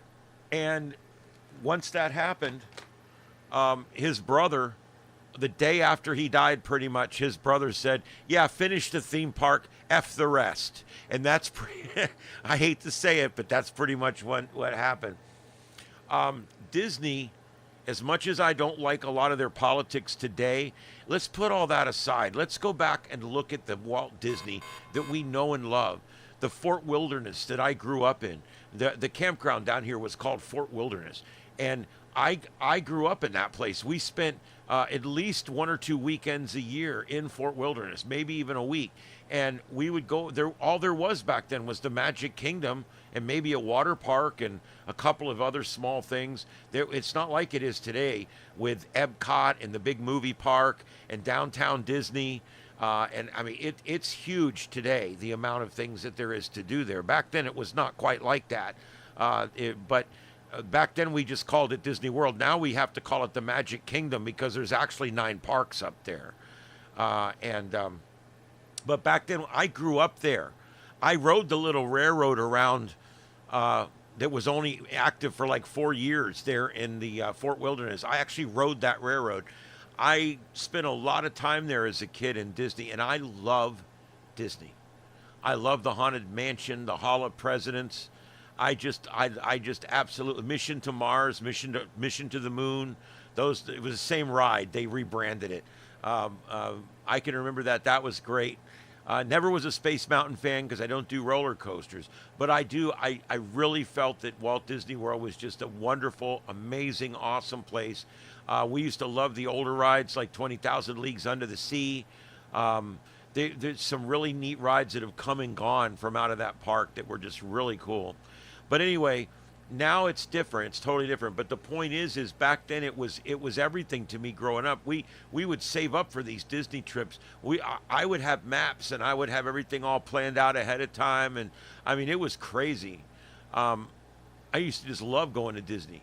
And now when I think of Disney and I think of all the stupid shit that's gone on up there and all the bad decisions and the poor planning and fighting with government and fighting with the people and fighting with local organizations, the big corporate horse shit, I can't stand it. So I'm very duplicitous when it comes to Walt Disney World. I'm very duplicitous. If you're talking about the movies or anything in the last 15 or 20 years, I'm probably not interested. Now, if you've never been to Disney and you were coming down to stay with me for a while and you wanted to go to Disney, I'll go to Disney with you. I'll go, not in the summertime, kiss my ass. People that go to Disney in the summertime are nuts. But you go in the winter, there's more people there. That's true. You guys know something? If you're going to go to Disney World, you know, some people don't understand. You should go online and look. They actually have websites that tell you exactly what day is the best day to go every year. And you know what it is? I think it's September 18th. You want to know why? It's the week before everybody goes back to school. Nobody goes to Disney World the week before or the week of going back to school. And so for some reason, if you go look on the websites, you'll find that the second and third week in September are generally down. They're like a 3 out of 10, 4 out of 10, where if you go up there in, say, a February 10th or something, you're up in the 8 out of 10 range. The only time worse than that would be like on a holiday or something. They get really packed on holidays. Stay away from holidays. Stay away from weekends. If you can pick a time, like if you're staying a week in Florida, do Disney on Tuesday, Wednesday, or Thursday. Those are the slowest days of the week. Because here's why.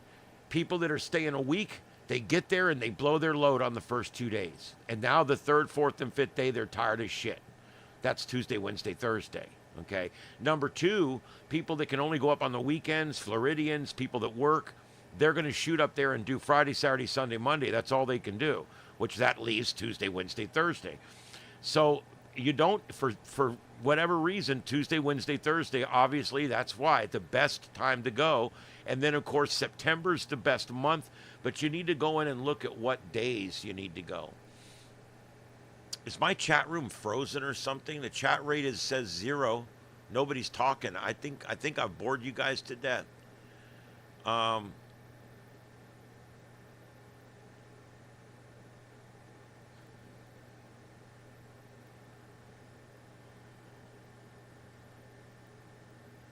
Yeah, I don't know. I don't know if I'm still on the air or not. It's kind of weird. Anyway, maybe I'm boring everybody. I guess this is not the kind of commentary you guys want. But there just is not anything going on tonight over in the news stuff. But I will go here in just a minute and Where's my fucking mouse? God, I hate that.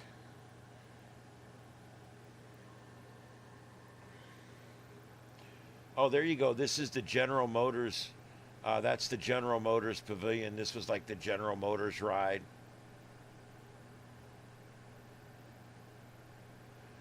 They used a lot of different things to make different like lighting effects and things like that, and I think that's what that's all about. SDR, are you using SDR Sharp? You know, I don't know if how long you've been using it, but I got that SDR Sharp. I got 3 of those RTL SDRs. I like them. I use them for all kinds of stuff. I do trunking and different things with them. I had mine for a while. Never could hear anything on it. Threw it in the drawer. About a year later, somebody says, "Hey, do you got one of those STR RTLs to work on the project?" I said, "Yeah, but I don't think it works." I said, I tuned it all around. I heard nothing but white noise. And he's like, "Well, let's take a look at it." So we plug it in, and the first thing he does, he clicks the little gear and goes to the gain and turns the gain all the way up, and now you can hear everything on it. I'm like, I threw that in a drawer. I thought it was broke. I said, why would they not have that turned up when you take it out of the box? I couldn't believe it. What a waste. And I'm wondering how many people are sitting around with that thing in their drawer or in the garbage because they didn't think it worked. And at $40, it's not worth sending it back. So I wonder. And I have found since 2 other people that had given up on it, and all they had to do was go hit the gear and turn the gain up. Ridiculous. Yeah, it's...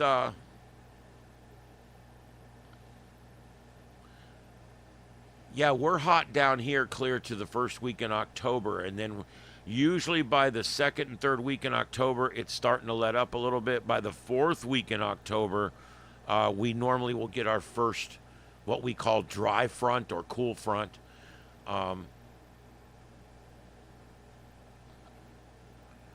Yeah, I used Trunk Smart, and I was able to decode the P25 system here. Not the encrypted law enforcement, but all the other stuff I could get.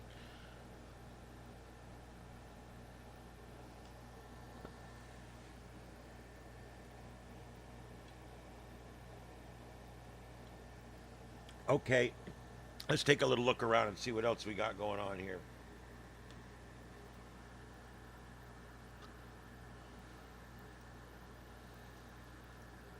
All right, so let's get back to it here just a little bit. If there's anything else you ever want to talk about with this or any other topic, please let me know. We've got in our Discord server, believe it or not, we actually have a place where you guys can put this stuff, and it's called topic suggestions, and you can throw them in there, and I will see what I can do. I can't promise anything, but if it looks like it would be a good topic, I'll do it.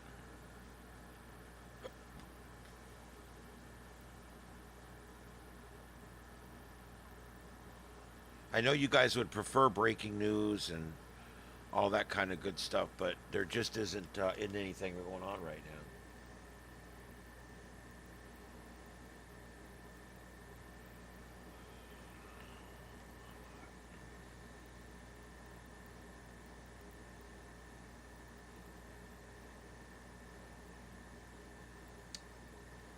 What is this thing doing?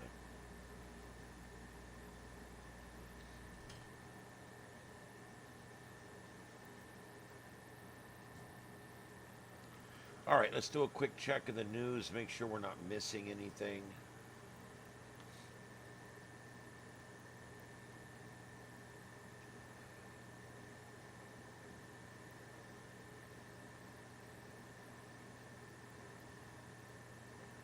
Oh my God, they're leaving coffins on the front doors of congressmen's houses.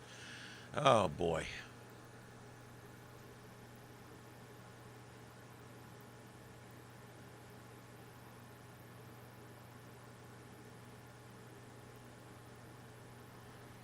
Yep. I've done a lot of things with that STR Sharp and that STR RTL. I have. I mean, it even ran a scanner feed for a while on Broadcastify, but it would only run for 6 or 8 hours and it would lock up. So I never could get it to run clean, and so I quit using it. That reminds me, I want to tell you guys, I mentioned it at the beginning of the show tonight. I want to mention it again.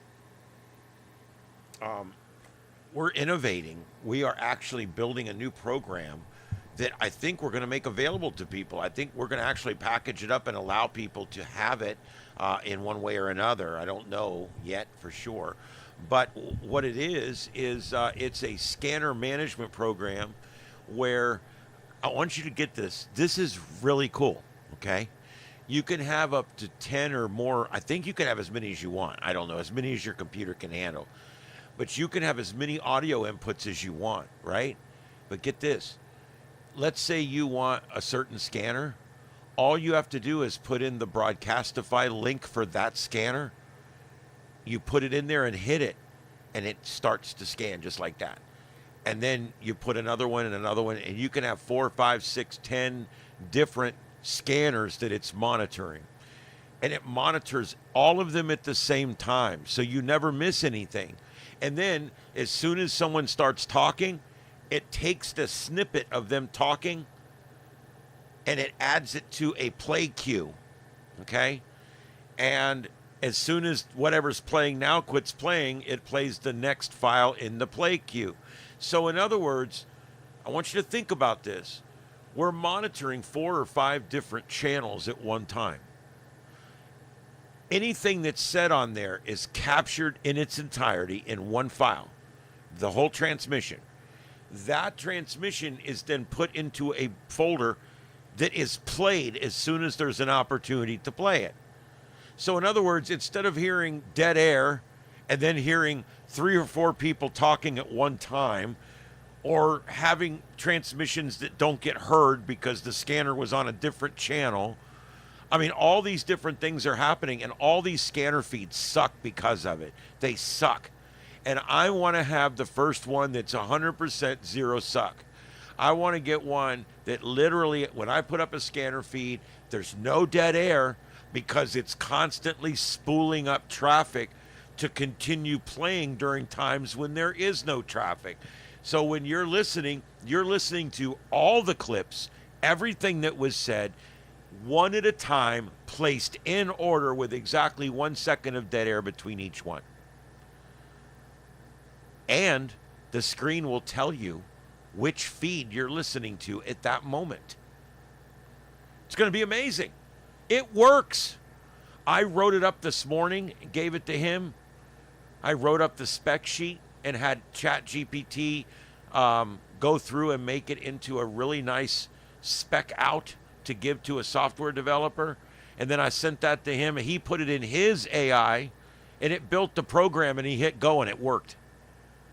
And what would have a few years ago, what would have cost $50,000 to $100,000 would have taken 3 or 4 people, and would have taken probably 50 to 100 man hours in software development and testing and beta testing and alpha testing, and finally in packaging and development of the delivery and how it's going to be installed, and all. It's all done. It was all done by 2 different AIs in a matter of minutes. And now you guys will be reaping the benefit of it, because probably by this weekend, all of our scanners will be over using this new program. And you'll have a display that tells you which scanner feed you're listening to. And you'll hear it, and you'll still see the aircraft tracker and radar and all the different stuff that we normally put up on the screen. But now you're actually going to have a thing that tells you which channel you're listening to. And there'll be no more of this 50 million things going on and I couldn't hear what's going on. This will work just like boom, boom, boom, boom, boom, boom, boom. And it'll be on this computer too. So when we have tornadoes and I got 5 or 6 or 7 channels to monitor, we're going to be monitoring those in this program so that you get to hear everything and it's all stretched out just right. We're also working on leveling it too, so where all the audio will be the same level coming out. It'll make it a little easier to listen to. AI is amazing because it takes things that normally would be out of my reach and puts them in my reach.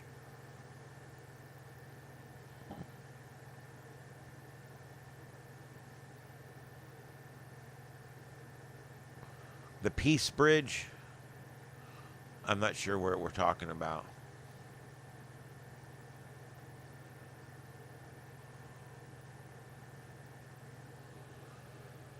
We have the Peace River Bridge near here, but I think you guys are talking about something else. Anyway, all right. So yeah, but that's what's going on with that. Is we actually have a, believe it or not, a working program. Tomorrow morning when I get up, him and I have an hour or two scheduled in the morning to literally install it on one of my computers and get it going. And if it works, I may have one up tomorrow. I mean, there's no bullshit here. This is working. It's up. And we're going to have to, we'll have to test it for a while and see if it's going to stay up. See if we're going to have glitching or we're going to have locking or anything like that. But for the most part, I think we're getting there. And this is going to be an amazing deal. It really is.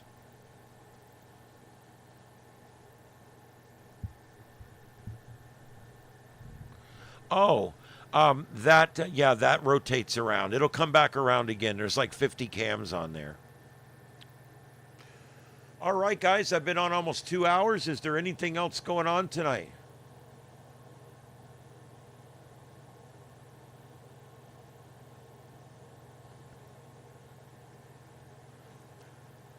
Rippin' Fats. I love that name. That's pretty good.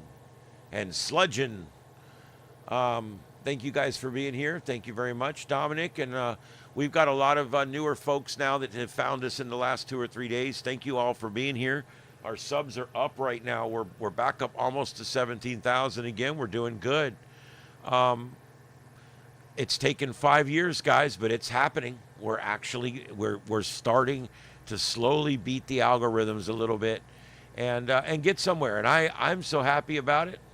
It's nice to come on here and see bigger numbers. We had, just so you guys know, we had over 15,000 viewers last night, and I had, believe it or not, well over 1,000 viewer hours last night. It was a great show, and lots of people were watching, so it was really, really good.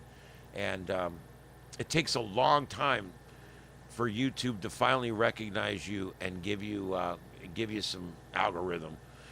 I know it's all probably done electronically, but at first you take it personal. It's like, those algorithms hate me. I hate them algorithms too. I wouldn't piss on an algorithm if it was on fire. But the truth is, the algorithms are doing their job. You know what the job is? The job is to make it hard, because everybody can't have it easy. Everybody's got to have it hard, and that way only very few people actually become successful on YouTube. Face it, there's no way for everyone to be successful. So the only way to do it is to weed out this unsuccessful and to promote the successful. And that's exactly what the algorithms do. And so I'm not pissy with the algorithms anymore. And now I heard somebody say the other day something that rings true. The only people that hate the algorithms are people that haven't beat the algorithms yet. And I'm getting there. I'm trying. And I get the feeling. I understand. I do. I really do. It's difficult. But that's what they're there for. If everybody, there's no way you could just join up with YouTube and in a month have 1,000 subscribers. There's no way that could happen in the real world. So you just have to keep it in perspective. I think YouTube, the more I use YouTube, the more I think it actually works pretty goddamn well. I like it. I'm happy with it. I do. I like YouTube. Am I happy with everything they do? No. Sometimes the stuff they do, last night's broadcast, I got up for a minute and walked away while you guys were playing right at the end at 4 o'clock in the morning. I had to go to the bathroom and get a drink. I mean, I hadn't stood up in 2 hours. And I left the news on, And when I walked out, the news played an ad, and that ad got me copyright hit. Not a strike, but my video was temporarily unmonetized, and I had to go in and allow YouTube to cut out the 37 seconds that it played background music during a Zolenta ad or whatever it was for one of these stupid medications that makes your butthole fall out.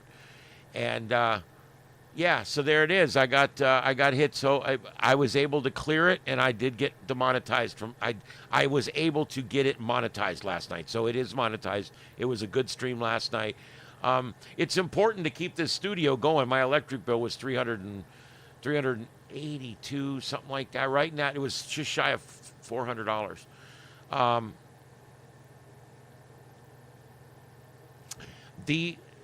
My ads don't get hit by copyright because they're being played by YouTube. But when I'm playing someone else, like I was playing the news last night, and the news played an ad on their stream because they're a news channel. And generally, I mean, you know, everything we do is covered under fair use. As a matter of fact, that brings me to the next thing I was going to discuss. Well, it was their ad. And their ad had some copyrighted music in it. And it's legal for that ad to be played with that music, but I wasn't playing it as an ad. It was playing as part of my stream, and therefore that music came up as being copyright protected. The good news is I used the delete tool, and it went back in and deleted the 14 seconds or whatever out, and it's fixed now. It's no big deal. It's over. It's because it was a TV ad and it had some copyrighted music in the background. It was like 14 or 24 seconds or something. It was under 30 seconds. I know that. And I just had it cut out. It's not that big a deal. It was just an ad playing anyway. So I didn't even realize it happened last night, but it did. And it is what it is. I've been doing pretty good with that. I've never been copyright struck in 5 years. And I have never been to the YouTube principal's office. I try to run, as they say, I try to run a clean ship here. And, you know, we keep our warp core clean. And, you know, we try to run a clean ship here.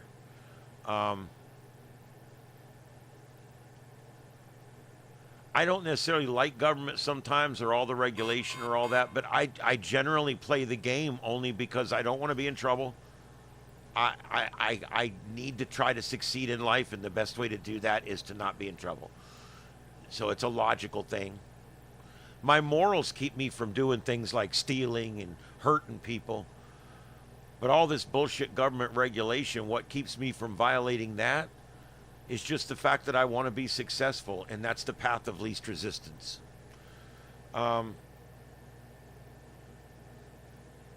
Yep, well, Aquarius, when you're ready, let me know. I'll be glad to assist. I'd be glad to Zoom with you for an hour one day. I'd be glad to give you a tutorial on OBS or whatever you need. I don't know where you're at, so don't take offense. But I'll give you an hour if you want and help you get going.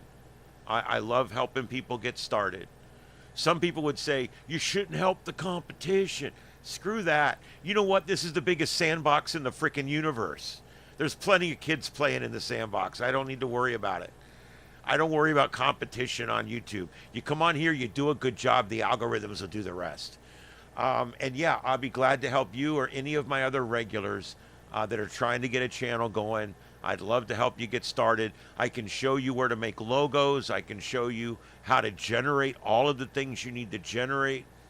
I'll tell you what, Aquarius and whoever else, if there's enough of you guys that want to, I'll come on and do a 2-hour deep dive one night where I actually go and do a screen capture, and we won't do news at all. We'll come in one night when it's really slow, and I'll go on and I'll show you how I did everything. I made my logos, I made my music, I made all of my meta tags, I made all of my descriptors and everything, and built my channel and customized my channel. I'd be glad to go through it all with you guys one night. I wouldn't mind. I don't mind giving away my industry secrets because I got them from somebody else. Even the few I thought up myself, I'll give away. I don't care. That's right. The only people that you're really competing against is just your ability to create good content. That's it. You're absolutely right. You're competing with yourself because there's a billion people everywhere. You just have to be the one that sticks out. But yeah, I'll do that. We could just do it one night like that too, because I wouldn't mind doing something to help everybody out. I've done those before on here. You can even go back and probably find them on my channel, where I did a tutorial on how to make logos or how to make your thumbnails, how to make your pictures for your posts, how to use AI to make your meta tags and your blog posts and your titles and your hashtags and your keywords, and it can all be done very easily. You instruct ChatGPT how to make everything exactly the way you want it one time. And then from now on, you come on and say, make me a meta package for a YouTube video where I discuss this. And you paste in a brief description of what you're doing, which you probably have from your video outline or whatever. Or just type out 1 or 2 sentences about what you're doing and how you did it. And you could even tell ChatGPT, use the internet to make this a very detailed and scientifically accurate description. And it will do it. That's exactly what I do. And I want you to go, when you look around the internet, look at people's shit-ass descriptions on everything. You see their videos, they have no description, no keywords, no hashtags. And part of the reason it takes some people 10 or 15 years and never to get anywhere is because they're not taking the time to do those little things like put in the hashtags, put in the keywords, select that it's not for children. Go ahead and select that there's not any intentional faking going on. Go ahead and tell it what city you're in, because all this stuff helps the algorithms. It helps you come up on search results and things like that. And you can use AI. AI will create your entire meta package with one prompt. And it's just a matter of copy, paste, copy, paste, copy, paste, copy, paste, send. And you're done. Of course, I suggest you read it, but I try to read everything AI makes before I send it anywhere.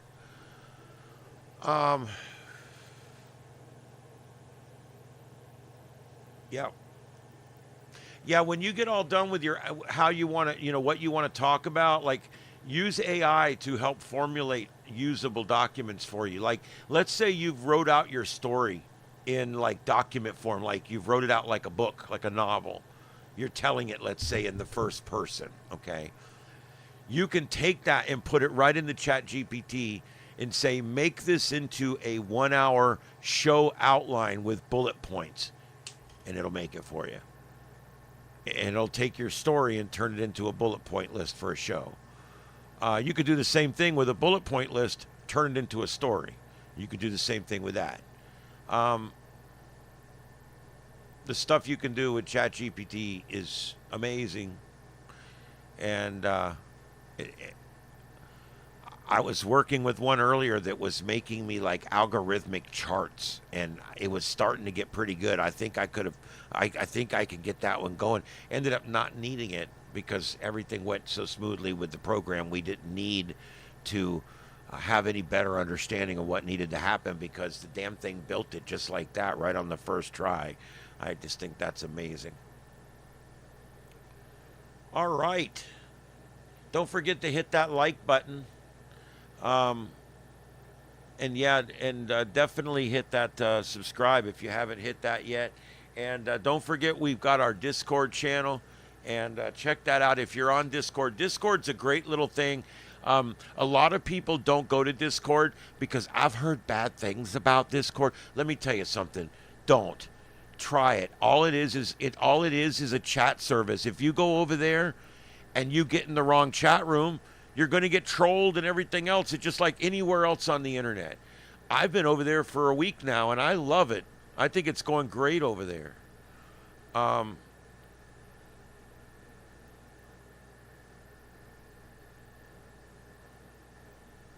Channel 19.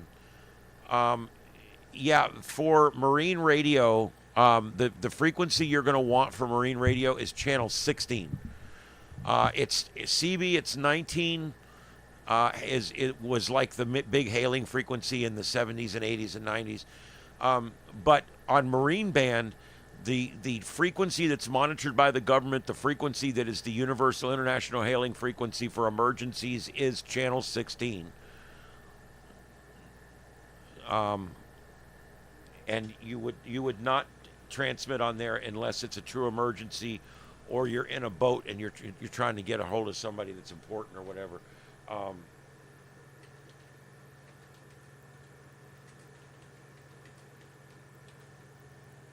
Let's see here. That one is 156,800. So yeah, we're talking about the same frequency. 156,800. That is the main frequency to use for marine distress. And if you're going to monitor marine band for warnings and things coming out from the Coast Guard, and also hearing boats in distress and ships in distress and things like that, that's all 156,800, but it's called channel 16, channel 16. It's the International Distress, Safety, and Calling Channel is what it's called. All right.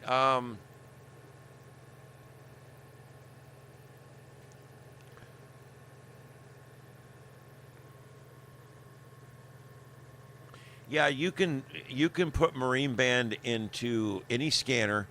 You can also program it into any of the Chinese VHF radios as well. Baofeng, TYT, Radiodity, any of those will take marine band. In fact,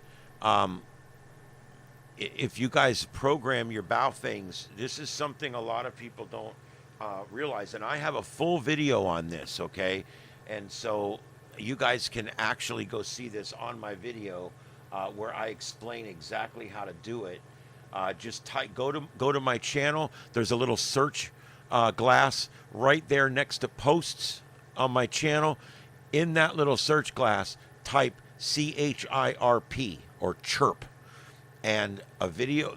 I have a video in there of exactly how to use chirp. But I'll go ahead real quick here and just show you real quick. When this is chirp. This is what it looks like. And when you go in here to program your radio, you can actually bring down stock configurations, okay? And I'm going to start, here's a new one. Now, look what you can do. You go up here to File, and you want to open stock configuration, and look at this. They're all right there. It's that easy. So let's say you want to download the U.S. Calling frequencies. See it right there? You click that, and look, it gives you a tab, and there's the calling frequencies. And then all you have to do is just select them, copy, go back over to here, select, paste, and I'm sorry, I hit the wrong button. There we go. Select, paste, and you can paste them right in there. So see how quick it is to program a radio? Now we go back up here, File. We can go open stock config. There's a bunch of them in here. There's marine channels. Boom, we hit that. Look, there's 16 right there, 156,800.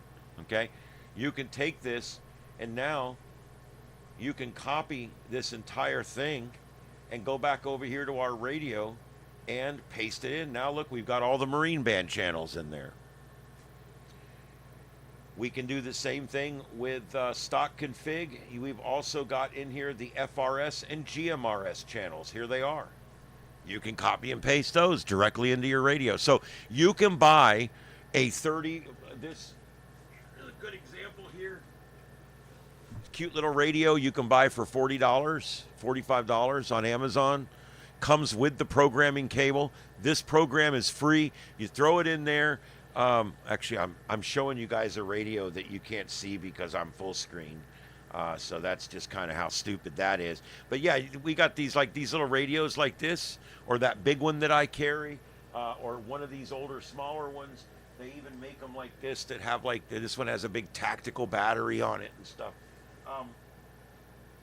You could, even if you're not an amateur radio person, you should buy one of these. They're $40. You get this program, you can program anything you want into this thing. It's UHF, VHF, 220, It talks on 3. It picks up on 6 bands. You can hear aircraft with it on AM. It does almost anything. I know I sound like a salesman, but I don't know why. I'm so glad they have these things for so cheap. And then all you really have to do is then just go in here and use the stock configuration. You always want to read your radio first, and then you want to copy and paste the stuff into your radio's tab, and then blow your radio's tab back into the radio again. If you do it any other way, you'll mess it up. Yeah, there you go. Chirp works very well. It's a very good program.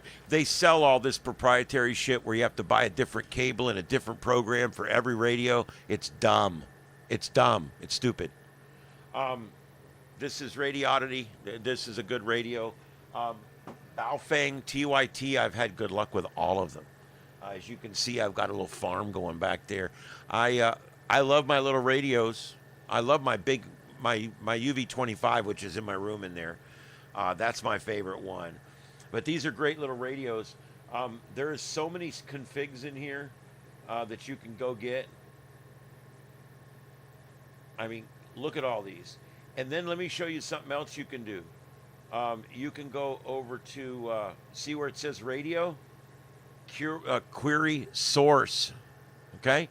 Now, you go over here to radio reference or repeater book, and you can use these services. You have to sign up for that one. But you can use these services, and you go in there and you select, there's your state. I'll select my state. And then how far out do I want to go? 100 miles. And so now all I got to do is click this, and it's going to pull up every repeater in my area for 100 miles. There they are. And look, they're already named and everything. There's every repeater. And if you look over here on the right side of the program, it's kind of hard to see. It tells me exactly what they are. It's in the program. So you can print out a list of the channels for yourself from Chirp. Isn't that amazing? There's all my repeaters. I never programmed the first number in here, and I can program the first 1,000 channels just like that. And it's got the name. Whatever's right here is the actual name of the channel. It's absolutely amazing. It's fun. And whether it's a scanner or a radio or whatever, this works in all of it.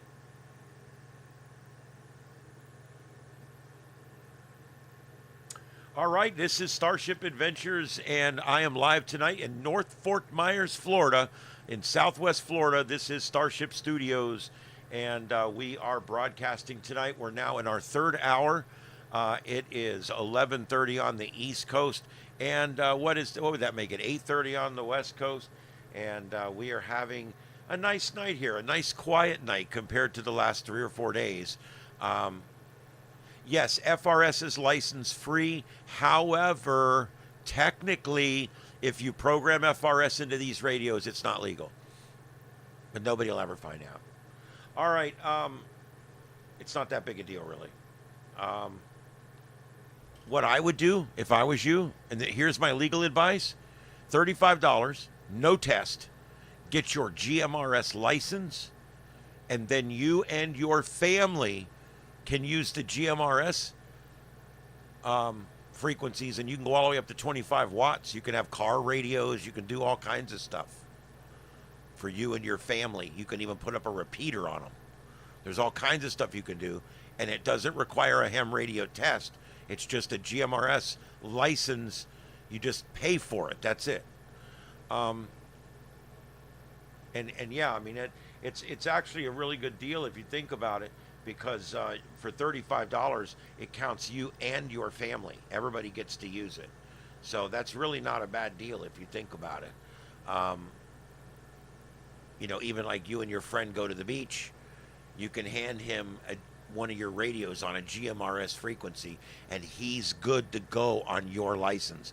It doesn't work that way with ham radio. Yes, Junior, they do, but they don't. They only find people who are intentionally jamming and people who are continuously and intentionally causing interference. They've never once fined somebody because they didn't give their call sign enough or because they talked on an FRS frequency with the wrong type radio. You know what they fine people for? They had a guy in California that was talking to the fire planes as they were dropping fire retardant and telling them to cancel and go home and stuff like that on the radio while they're fighting fire that our guys are in fighting. And they fined that guy tens of thousands of dollars, and he deserved it, every minute of it. But they do not do any decency standards at all. And when it comes to type acceptance standards, like using an FRS radio, using a Bofang on an FRS frequency, it's not something, even if they caught you, it would simply be a warning. The only way it would be anything is if you were using the system to interfere purposely with someone else. I can tell I'm tired. The words are not coming out good anymore.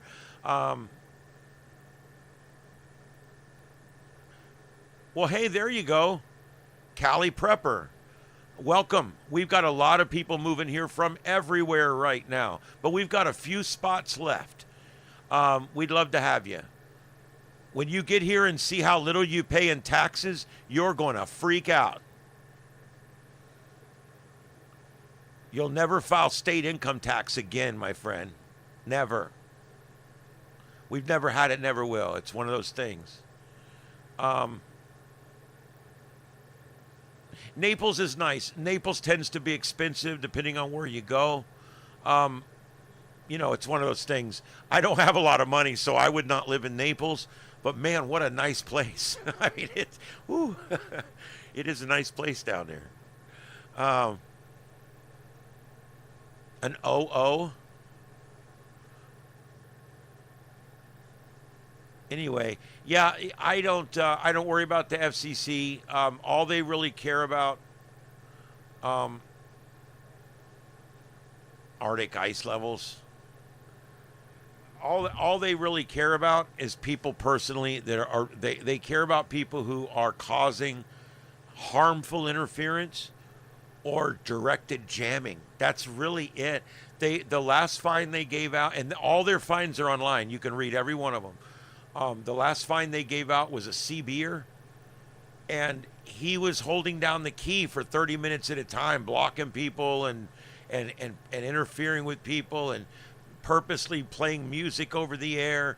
And after months and months and months and months, they finally issued him a fine. So that's good. You know, whatever, if that's like that. The one thing that Official Observer, yes, trust me, I've got videos about those guys. It was the Gestapo program, basically. See, here's what happened. Back then, there was decency standards. Even though it was unconstitutional, there was decency standards. Those are all gone. They're not trying to enforce those anymore. The OO program and the VM program and all these other programs are all gone now. And guess what? It's still not pandemonium on the bands or any of that kind of stuff. None of that policing was ever needed. It was always just power tripping old curmudgeons that needed the power trip. And that's usually all that is.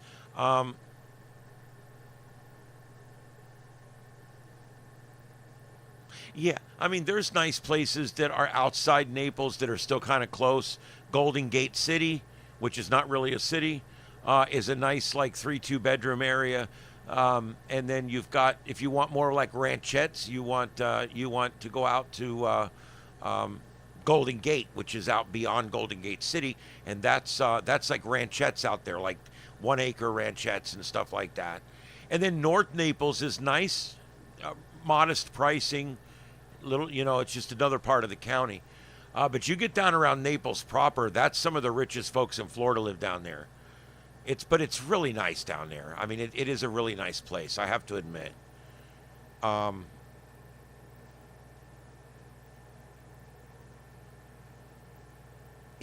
no state income tax in Florida. Yeah. It's kind of like 7-Up. Never had it, never will.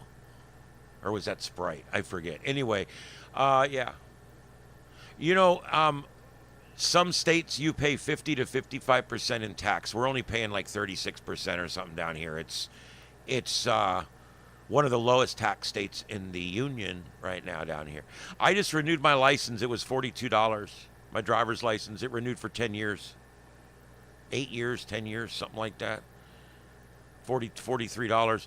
I had a friend just renewed his Maryland license for 6 years. It was $129. Everything's more expensive. I renew my tags on my van, $48. I can drive it for a year. He renews his up there. It's $200 just to drive it for a year. I'm like, man, dude, move down here. You're paying 7% state income tax, paying a water rain tax, a runoff tax, a road tax. I mean, when you start looking at all the extra taxes they pay in some of these states, it's crazy. It's 20% more in tax than we're paying down here. We just get to keep so much more of our input, of our money down here. It's crazy. Yeah, if you can get out into the, Golden Gate, out into the ranchettes in Golden Gate is nice.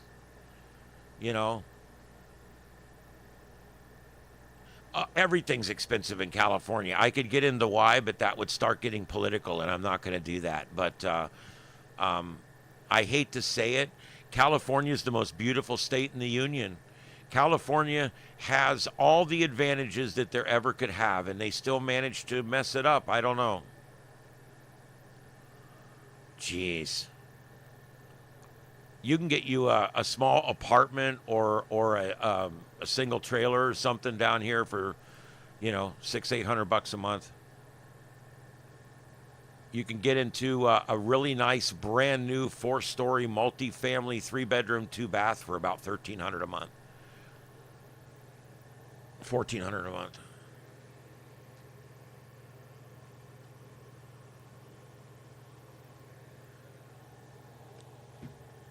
I mean, it's still expensive. Thank God things are turning around. I don't know if you guys heard earlier, I mentioned that our GDP went up 3%. Our inflation is now dropping. Inflation that's rose for over 4 consecutive years is now dropping. The inflation rate is dropping. And everybody thought that these tariffs were going to ruin everything. All of a sudden, the economy is improving by leaps and bounds. So I'm looking up right now. I'm like, wow, it's working. I wasn't sure it was going to work, but it's working. The proof's in the pudding. Let's just hope things keep going like they are.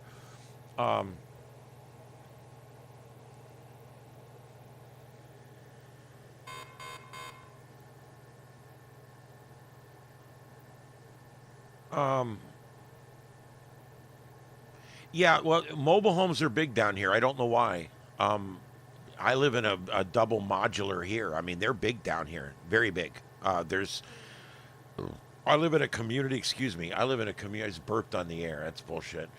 You guys should fire my ass. I live in a community with about 10,000 people that live in it. And it's all nice modular places. I mean, it is what it is. But I like it because I can build a studio in my backyard if I want to. I got a 25-foot tower and I got a 45-foot tower. And I got things all over the place, strung up, lights everywhere, and I can't live in a city or I can't live anywhere like that. So it is what it is.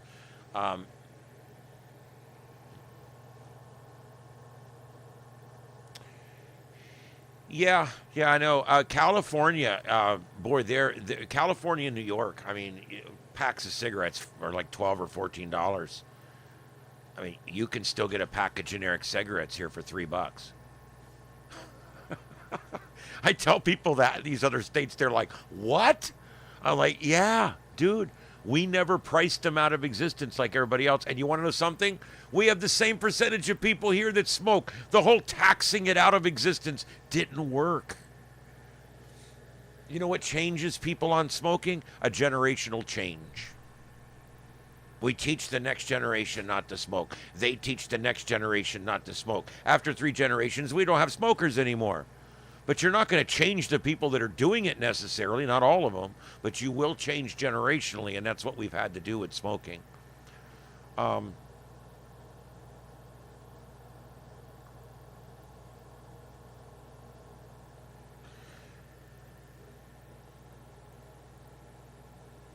Yeah. It's unfortunate that these cities slip into such disrepair. I went to Baltimore. I've been to Carlotta. My old lady's from up there, and I go up there once every couple of years. We go up there and spend a week or whatever with her family and stuff. And I have to tell you, they pay 20% more a year in taxes than I do out of their income. Almost 20 full percentage points more taxes than me. And I get up there and the roads are destroyed. The street lights, the traffic lights look like the little ones we used to have here back in the 80s. I think they are the ones we had back here in the 80s. The lights that light the street, the ones that work, are mercury vapor technology from the 70s and 80s. They're not even sodium lights, the orange ones. I was like, I was telling her, I'm like, look how old this technology is. I said, half these lights don't work, and the ones that do work are eating power up at an alarming rate because they're old technology. As of 2 years ago, none of their traffic lights were LED yet. They're all still the 40-year-old set of cans hanging up there, red, green, yellow, whatever, and they're hanging up there, and they still got the 60-watt bulb stuck in there. I'm like, oh my God, dude, these little ass lights.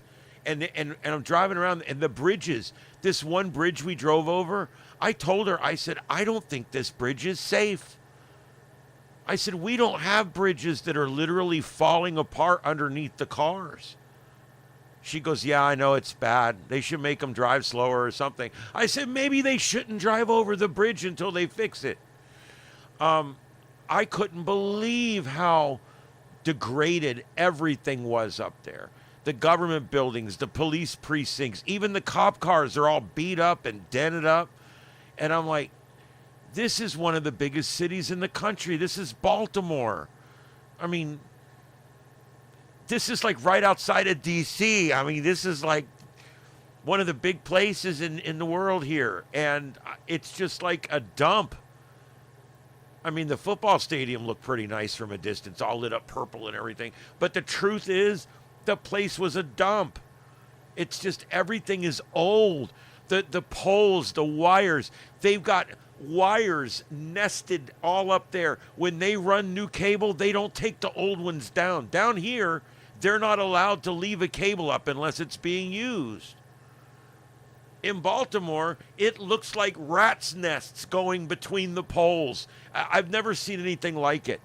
Wires cut and hanging from everywhere, and just I've just never seen anything like it. And I don't know. I couldn't believe it. And I drove a cab down here for a short time. Terrible job. I drove a cab and I did airport work, a lot of airport service. And I was very surprised. The number one thing people told me when they would get in my cab and we would start driving out to Fort Myers Beach or driving down to Naples or driving up, up to Pine Island or wherever we were going, all the way there, the one thing they kept telling me over and over is, I can't believe how nice everything is here. And I'm like, what do you mean how nice everything is here? I said, this place is no better than anywhere else. And they're like, oh, yeah. Your roads don't have holes. I'm like, yeah, of course not. It's like, and look, the street lights are working, and the traffic lights are so big and bright. And I'm like, what? And then I started going to Baltimore with my wife, and I'm like, oh my God, you're right. Jesus, look at this up here. Even in D.C., the shit is like not kept up with like you would think it would be. And so I come to the realization that some city, depending on how your city and state is run, makes a big difference, because we spend a lot less money in tax down here, And yet everything down here is bigger, better, brighter, newer, and cleaner than it is up there. Everything. And everybody from there is moving here. Everybody. You know, we picked up a congressional seat 5 years ago, and they're saying now we're going to pick up 3 or 4 more. We're going to get one from Jersey. We're going to get one from New York. And probably one from Michigan, possibly. I mean, and there's others in play. We're going to get congressional seats next time around, 3 or 4 of them, because we're going to become the most powerful, influential state there is here before it's over with. Why? Because we run a zero budget. We have no deficit in Florida. And we have no income tax in Florida. How is that possible? We've been run by fiscal conservatives for a very long time. Even the last guy that was a Democrat was a fiscal conservative. We don't piss our money away down here with social programs and giving it away for everything and running big, huge, expansive busing systems. And we're not building railroads that go up and down the state for billions of dollars that'll never be finished. We're not doing any of that shit. We're not building big, long toll roads that people have to pay to use. We're not even building express lanes that only the rich people get to use on the interstate, like in Atlanta and everywhere else. We're not doing it here. We do it different here.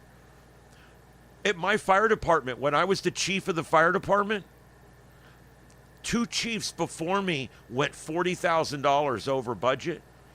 They got a visit from the governor's office. They literally had a comptroller come down from the governor's office and sit down and say, okay, here's what we need. First thing we have to do is you guys owe $40,000. That's got to come out of this year's budget. And then we have to figure out what you're going to do to not do that again. And we actually had to work with the governor's office to make sure that we didn't run a deficit. You don't run deficits in the state of Florida. We don't have deficits here. Our federal government has $29 trillion in debt right now. California has almost $1 trillion in debt. When you start looking at it, it's crazy. It's nuts. And these places that have the debt are charging income tax. How can a place that charges 7% income tax to its people and a 7% sales tax and a tourist tax and an array of other taxes, and yet they still have to toll roads because they can't build roads. And they still have potholes and traffic lights that are hanging from wires. And yet they're charging all that money that we don't charge down here. And it literally comes down to responsible spending. That's what it comes down to. And it's funny to me that they haven't figured it out yet. It's amazing.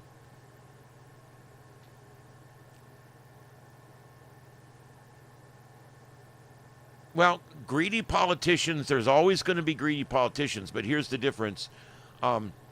Down here, they're held to a different standard. My fire department could not overspend. My county cannot overspend. They have to fall within their budget. Our cities have to fall within their budget. Everybody has to stay within their budget. Now, they can borrow money if they need to build a big station or if they've had a big emergency. They're allowed to borrow some money till next year or whatever. I mean, but the point is they're not allowed to run deficits. They're not just allowed to freaking run up bills. It doesn't work that way. If you don't have enough money, you close down a fire station. If you don't have enough money, you sell 12 cop cars and you send 12 guys packing. And I know it's a tough reality, but that's the difference. These other states, they just ran up the bill. They wrote a check. They bounced it. They didn't give a shit. You can't live like that.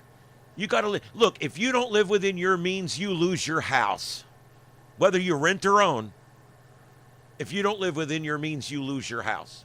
If you don't live within your means, you no longer have a car to drive. And eventually, if you don't live within your means, they'll come take your kids. But the government don't have to live within their means ever. The federal government hasn't lived within their means since Bill Clinton was president. Both parties are at fault. One maybe a little more than the other. for the debt. They're both effed up.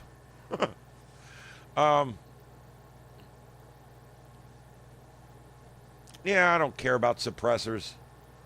There's only one reason you would need a suppressor, so you shouldn't need a suppressor. But I also think that the whole outlawing of suppressors, it was one of those, we had to do something, like the bump stocks. We had to do something like the magazine slugs that go in there to prevent you from putting so many rounds in the magazine. They had to do something. And since they're not actually ever going to ban guns because they can't do it, what they're going to do is something. And the something always amounts to pretty much nothing.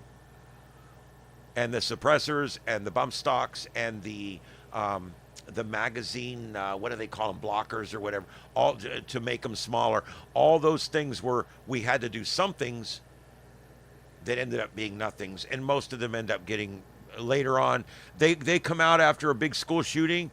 They'll come out and they'll outlaw this. We're going to outlaw this, and then 2 years later they come out and say, yeah, we're just going to rescind that law because it wasn't working anyway. It's because at the time, in the heat of the moment, they had to do something.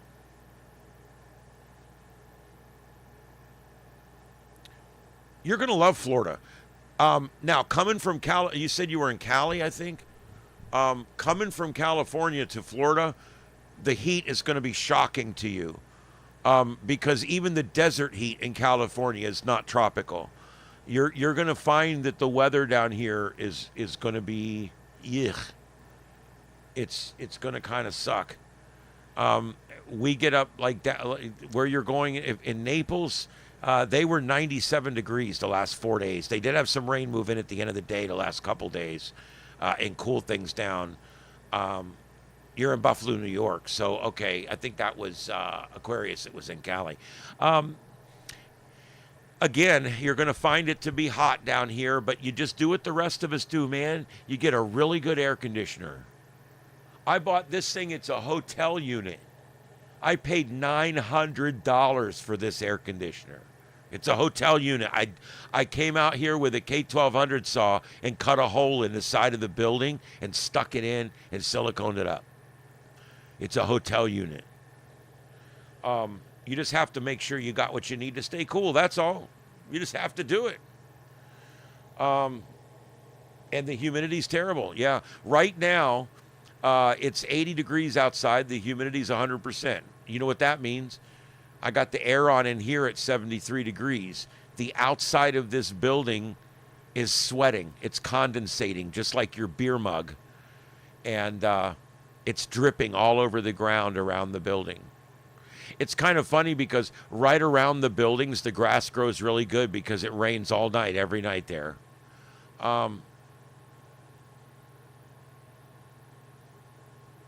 Yeah, I've heard good and bad about Ohio. My host is from Cincinnati. On my paid job, my host is from Cincinnati. And we're always joking around about he hates Cleveland. He really don't, but he always says that. And it's always funny, too, because he'll say, well, you know where I'm from? And I'll go, Cleveland? He gets pissed. Cincinnati.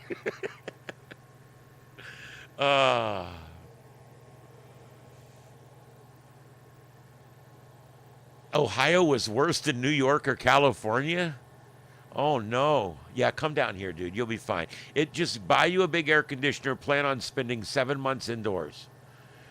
And then you get 5 months of the best weather you'll ever have. Our weather down here in the wintertime is amazing. It's amazing. We only have 2 seasons here, green and brown. Our leaves don't change unless there's a drought. Yeah, I've heard good and bad about Ohio, so yeah.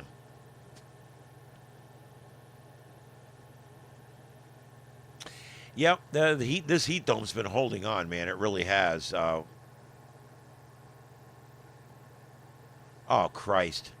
Look, I don't even look out the window when it's this hot. All right, I mean, are you kidding me? I literally, my van doesn't have AC right now. I'm buying a new car this coming week. I literally have the cash. I'm buying a car this coming week. And people ask me, what kind of car are you buying? And I look them right in the eye and I say, one with air conditioning. I don't give a shit. 4 wheels, air conditioning. That's about all I care about. Oh, man.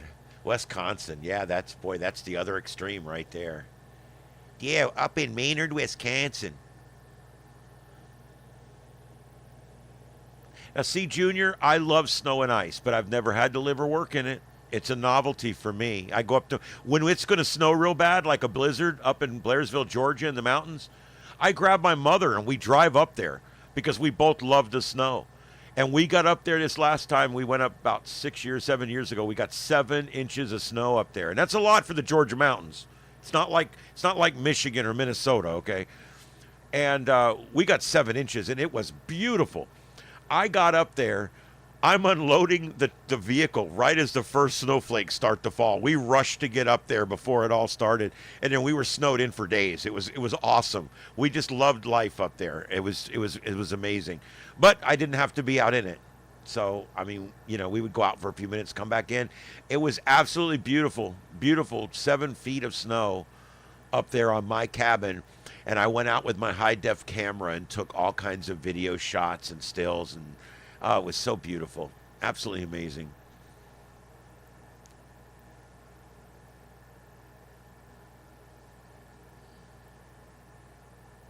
Oh, rigging. Okay.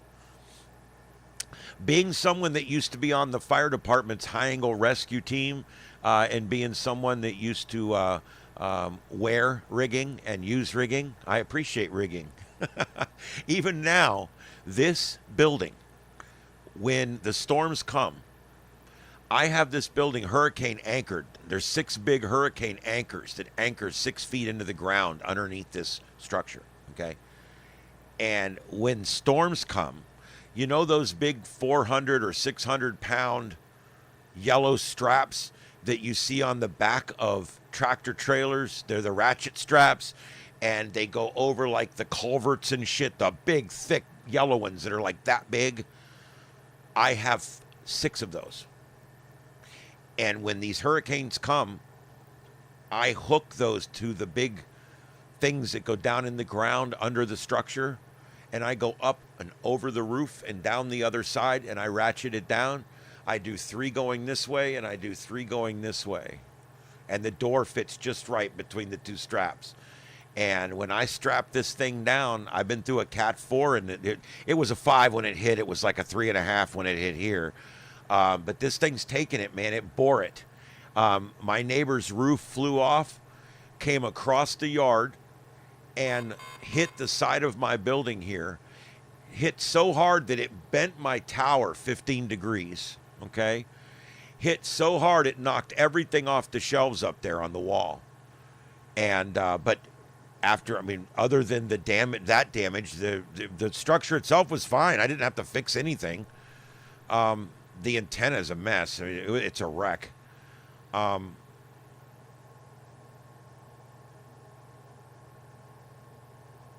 Yeah. No, we do not have plows. Hell, Georgia don't have plows. Are you kidding? 1 inch in Atlanta shuts them down, dude. Shuts them down. You get up in the mountains, you get a lot of private contractors up there that have the plow rigs for the front of their trucks. But, yeah, Houston's like Atlanta. They're a southern city. So when they get a few inches of snow, it's like Snowmageddon. Yeah. Yeah, the only place I already talked to you guys about this, but the only place I really wanted to visit out there was Vasquez Rocks out at Agua Dulce.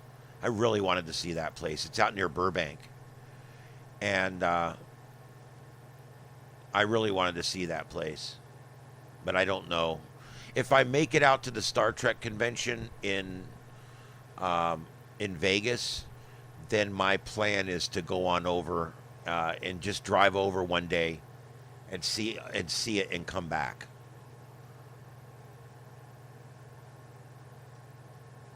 They say California is better if you don't stay long, because if you stay too long, you start getting it on your skin.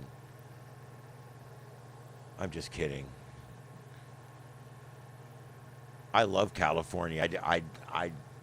I would love to go see it, but it's like, it's so expensive and I'm so cheap. Oh my God. I don't think, it's like oil and water. I don't think it would work.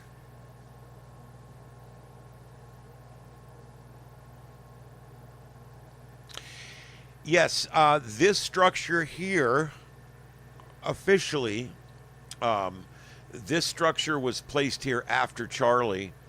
And my house and the studio were both put here after Charlie.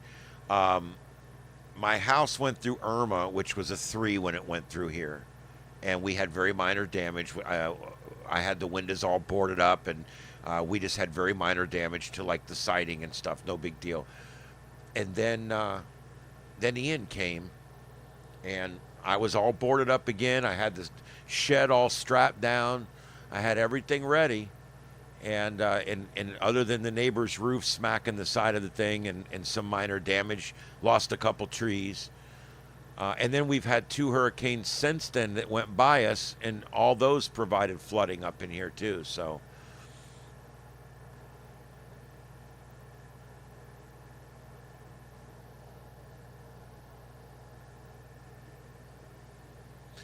yeah, a lot of times, for some reason, cities make bad decisions and the counties have to bail them out. That's not an unusual story. Even here, our cities are smaller here and our counties are bigger. Like, our city police has like 200 guys working there, 200 people. Cape Coral has like 200 cops, whatever. But then the county's got like 4,000 cops working there. I mean, most of our county is unincorporated. The city of Fort Myers is small. Most of the area people call Fort Myers is not even in Fort Myers. Like all of North Fort Myers is not in Fort Myers. And South Fort Myers, south of Boy Scout, is not in Fort Myers. So, and Buckingham and Tice are not in Fort Myers. So when you really look at it, Fort Myers is not that big. But all the rest of that area that you think is Fort Myers is actually county, and the sheriff gets that money, and he's providing the services to that area. So down here, you know, there's some places that are different. Miami and Jacksonville are the only 2 we have where the cities and the counties are the same size. And basically there is no patrol from the sheriff because the cities are the same size as the county and they take care of everything. The sheriff just does bailiffs, civil service, warrants, and jails. No, North Fort Myers is not Cape Coral. Cape Coral is its own city. It's like 75 square miles. It's its own city. It was one of these pre-planned grid cities. And they laid it out, and believe it or not, they flew people down here from the 64-65 World's Fair that we just talked about earlier. And they flew people down here and gave them a free tour and 3 free nights in a hotel and a free little plane tour of the area and everything if they would come down and potentially buy a piece of land in Cape Coral to build a house on. And that's how Cape Coral got started. And to this day, it's one of the most ill-managed, misrun cities you're ever going to find. They went through a period about 15 years ago where they had to fire half the cops because they were all dirty and corrupt, and they've got that situation cleaned up now. They're doing pretty good with that. But now they got city council that's voting themselves in $15,000 raises and stuff, and they called it a stipend because they weren't allowed to call it a raise. I mean, they're doing stuff like that. And they just moved public input from the beginning of the meeting to the end of the meeting after all the decisions are already made. So, I mean, it's stupid, corrupt bullshit that happens in these cities down here. North Fort Myers, on the other hand, is unincorporated Lee County. I would not live in a city. I would never live in a city. In fact, if I could somehow live out of the county, I would.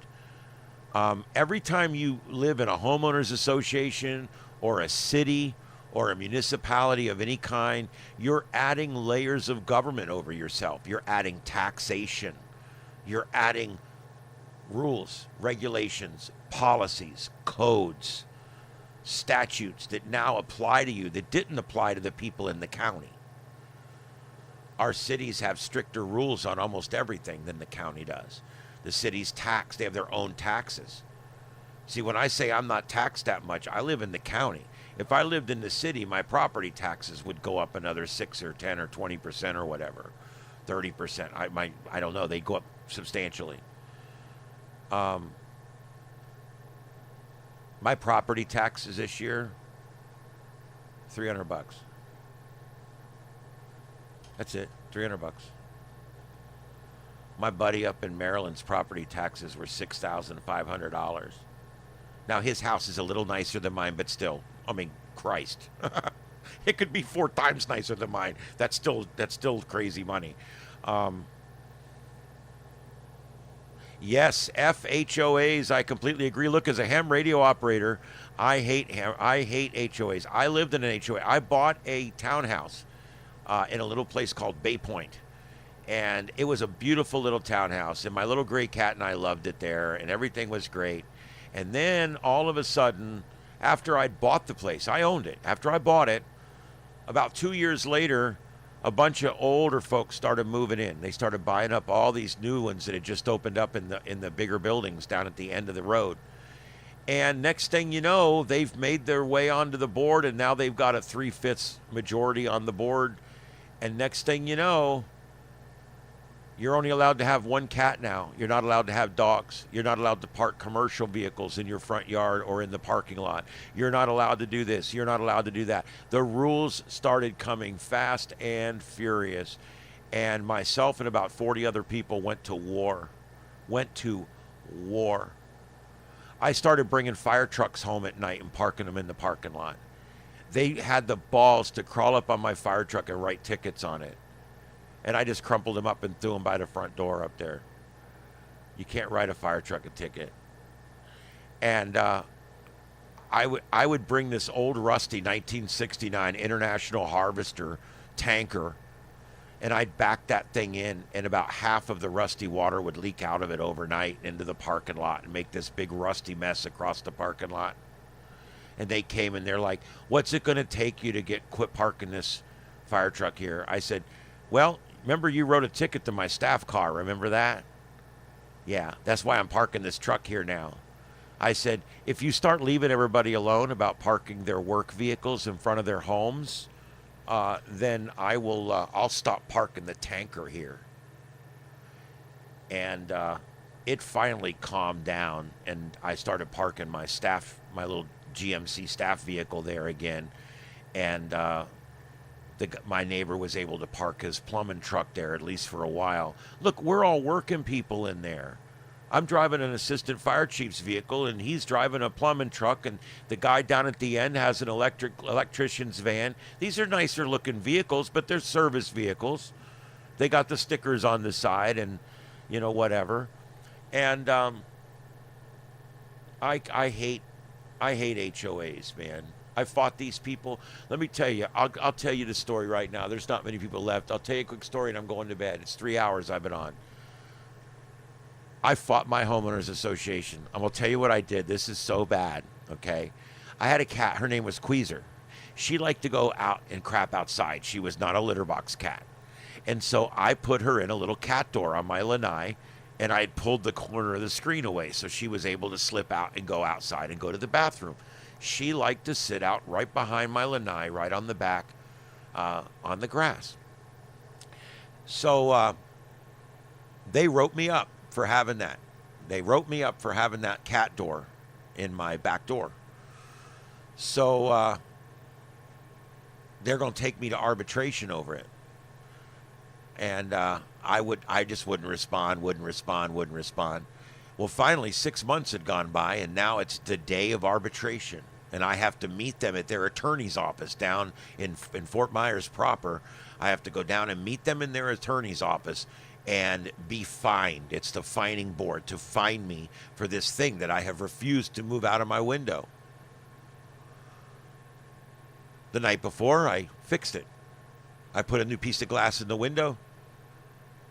And it was just a piece of glass that I would put in the window, and then there was a cat door in the glass. The glass was cut. It was like an oval cut in the glass, and a cat door mounted in it. It was genius. A friend of mine built it for me.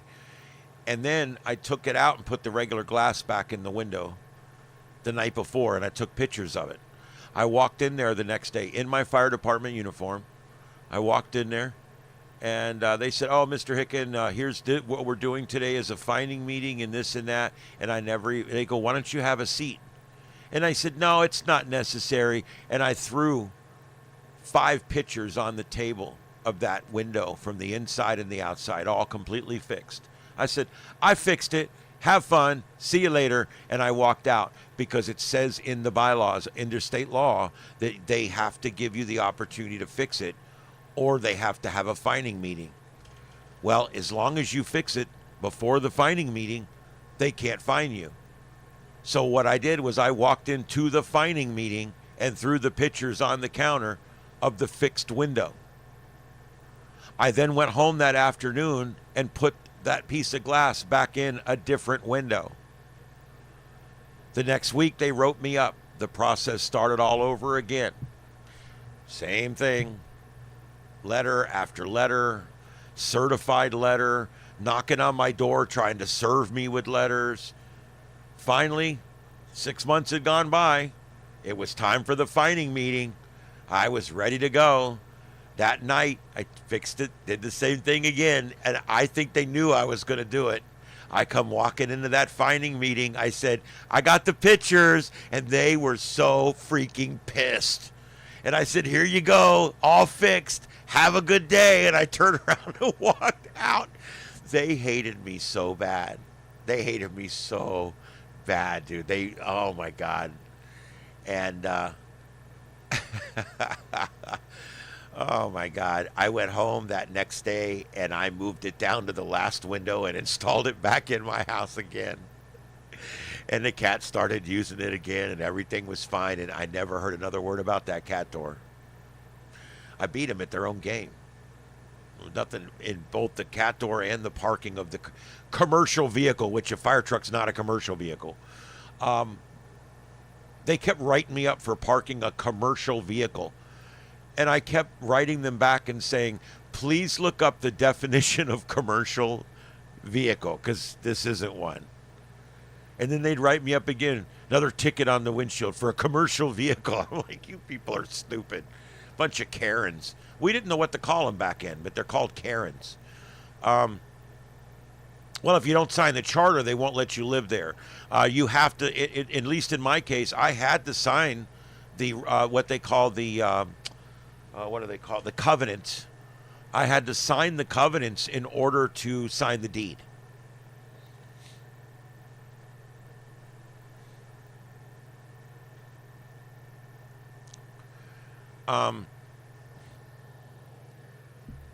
HOAs are terrible.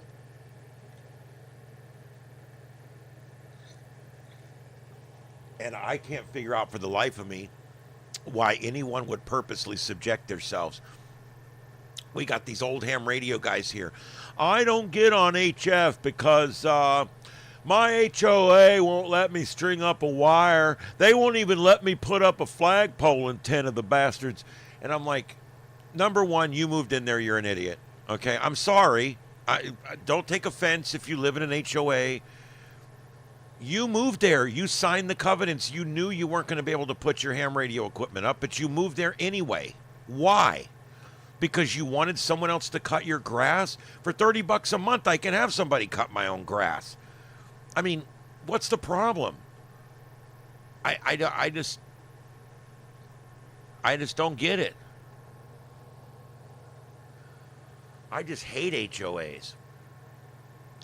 And the difference with me was when I signed my covenants, they were 1 page long. When I left after signing my covenants and I left,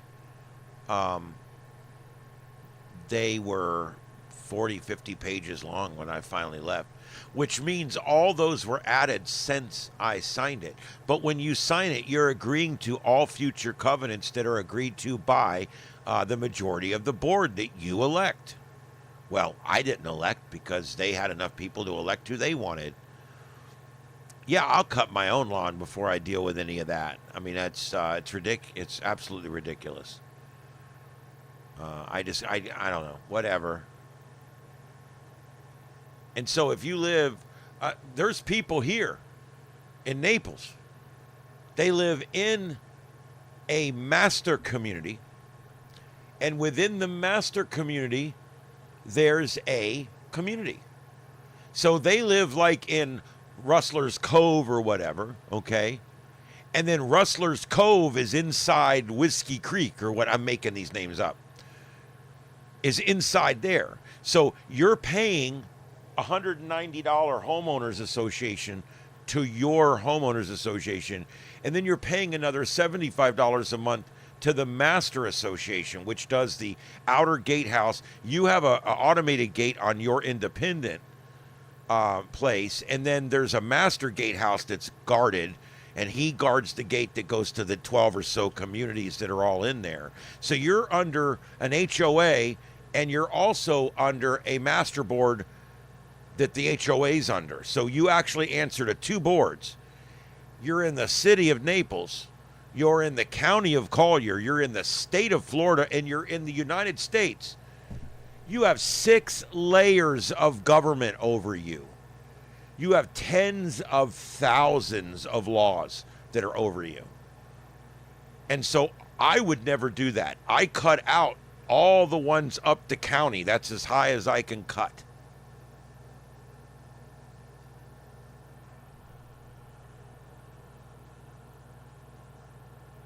Lawn care and air conditioning service, and doctors, the 3 biggest jobs in Florida right now. Because it's all old people that won't cut their own grass. Yeah. I mean, look, every kid down here starts a lawn service and gets rich.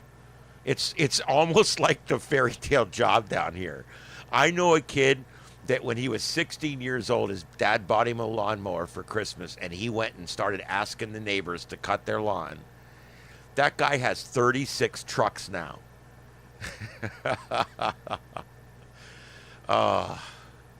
He don't cut lawns anymore.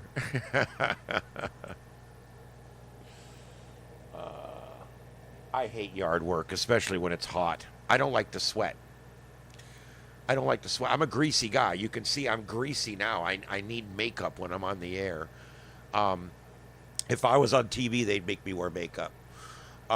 Because I'm greasy. I'm constantly lactating grease out of every hole in my face. And so when I sweat, it becomes a nasty proposition. And the older I get, it's funny because as you get older, it adds more and more smell to that sweat too.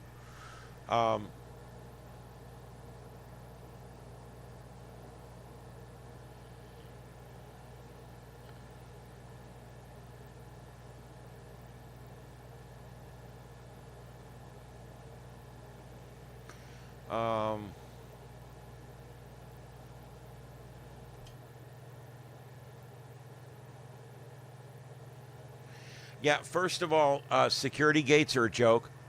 Don't ever assume that any of these gated, secure communities are gated or secured. I can tell you, one of the jobs I did an odd job for about 2 years where I drove a scan car for a repossession company. And all I did was, I didn't repossess cars or any of that. All I did was I drove around. If I found your car, I stuck a tracker under the back of it. That was it. I would just stick this little tracker up under the back of your car and just keep on driving. And the wrecker would come pick it up the next day at your work or wherever. But I just drove a scan car that would scan tags, and it would tell me if I hit, and it would also store the location so that later when one would come in, we'd know where the car was sitting every night. And I got to know this place, man. When you drive that, you get to drive around all night, and you get to really, get to know the area because you're driving every single road at night. And you know what I found? I found cops doing crazy shit in the middle of the night. You know that the city of Cape Coral has a sprinkler enforcement unit. They have 4 trucks that go out every night, and they drive around Cape Coral with their lights off, looking for anyone who's irrigating on the wrong day, and they write them a ticket. They put it on their front door. And these pricks drive around at night with their lights off, trying to catch people watering at the wrong time, on the wrong day, on the wrong street. It's disgusting. And that's City of Cape Coral. And that's why a lot of people just, they don't like that place. But a lot of people do. It's a popular place. I can't stand, I don't like subversive things. I don't like things that go on like that. It's like, I don't know. I don't want to get into that whole discussion, but I just get real sick of the regulations and the enforcement and everything else.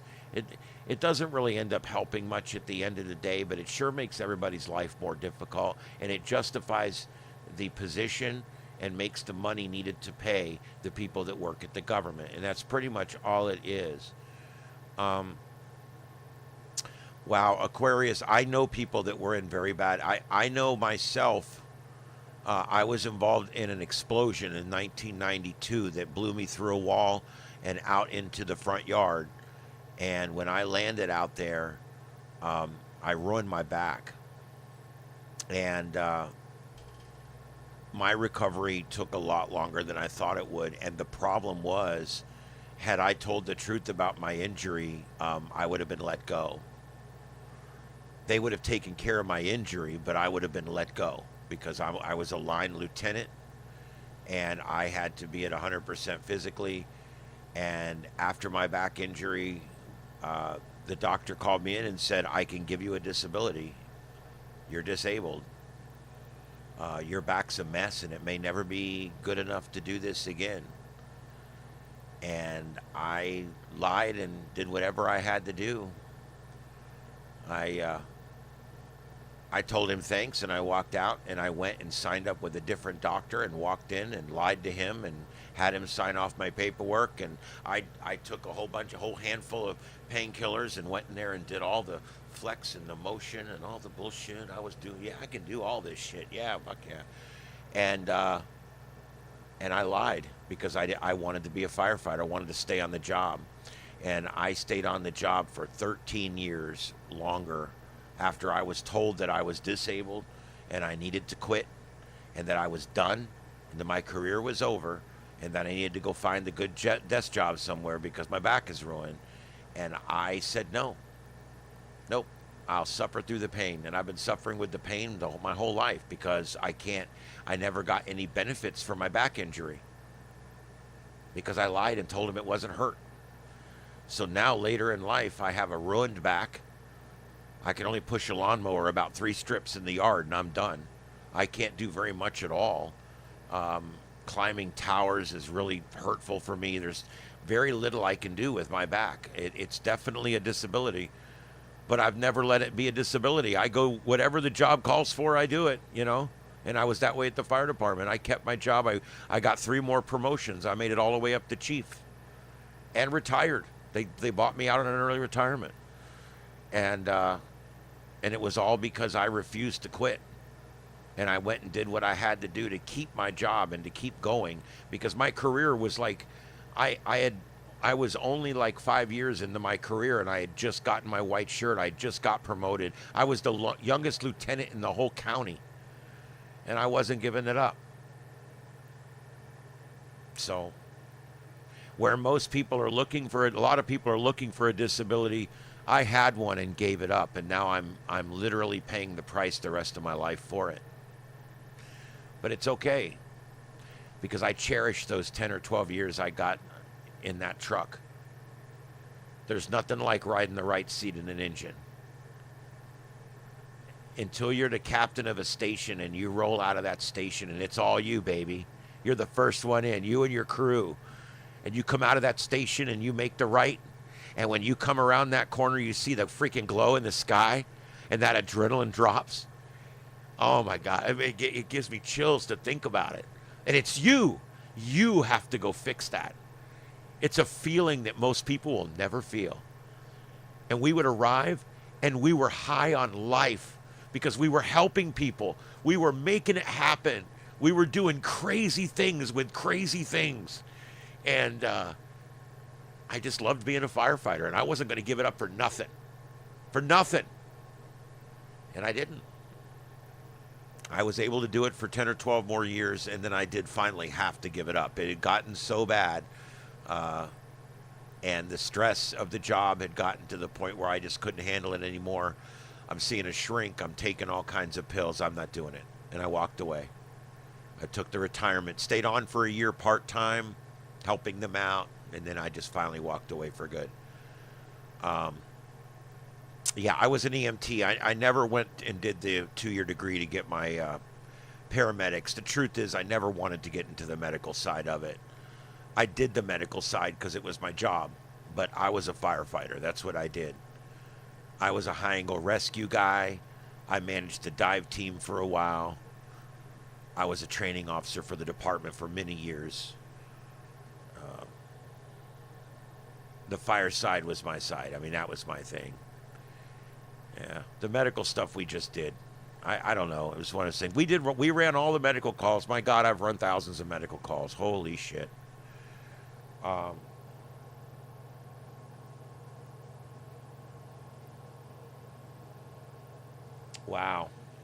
Yeah, I've never been really physically fit like that. The most physically fit I ever was, I drove a flatbed wrecker for about a year. When I left the fire service, I did like odd jobs. I drove a cab for a little while, drove a wrecker for a little while.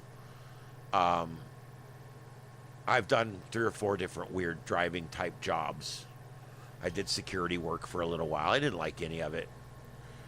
And then I walked into my broadcasting company 14 years ago. I put a suit on and walked in, and it's a funny story. I walked in there. If you've heard me tell this, I'm sorry. I walked into my big broadcast company that I work at today with a suit on and a nice looking little, like leather folder thing, and it was full of resumes on nice paper that I had printed up that I made. And I walked in there and I handed her my resume, and the lady goes, "What job are you applying for?" I said, "All of them. I'll start with toilets." And she broke out laughing, called up somebody upstairs, and John came down, who ended up being my boss, and he walked in and he says, "Hi," and he shakes my hand. He goes, "What job are you here for?" I said, "Toilets." And he just started laughing. They liked my sense of humor right off the bat. And he says, "Well, we got a company that cleans the toilets." And I said, "Good, I can start on the radio." And he just started laughing again. He brought me upstairs. We did the paperwork. I started working there. I asked him later, I said, "Why did you hire me without going through the process or anything?" He said, "You're the first person to walk in here in a suit in 5 years." He goes, "You think I wasn't going to hire you for something?" He goes, "I was going to hire you the moment I saw you. I didn't even know where yet." And they hired me and put me on the weekends, and I was producing live weekend shows. A flea market show, a financial show, an air conditioning show. God, believe it or not, yes. And I was producing all of these weekend shows, and then one morning the producer got sick on daybreak, and I had been coming in and training, and I got to come in and produce the morning show on a Monday. I was like, oh my God, this is cool.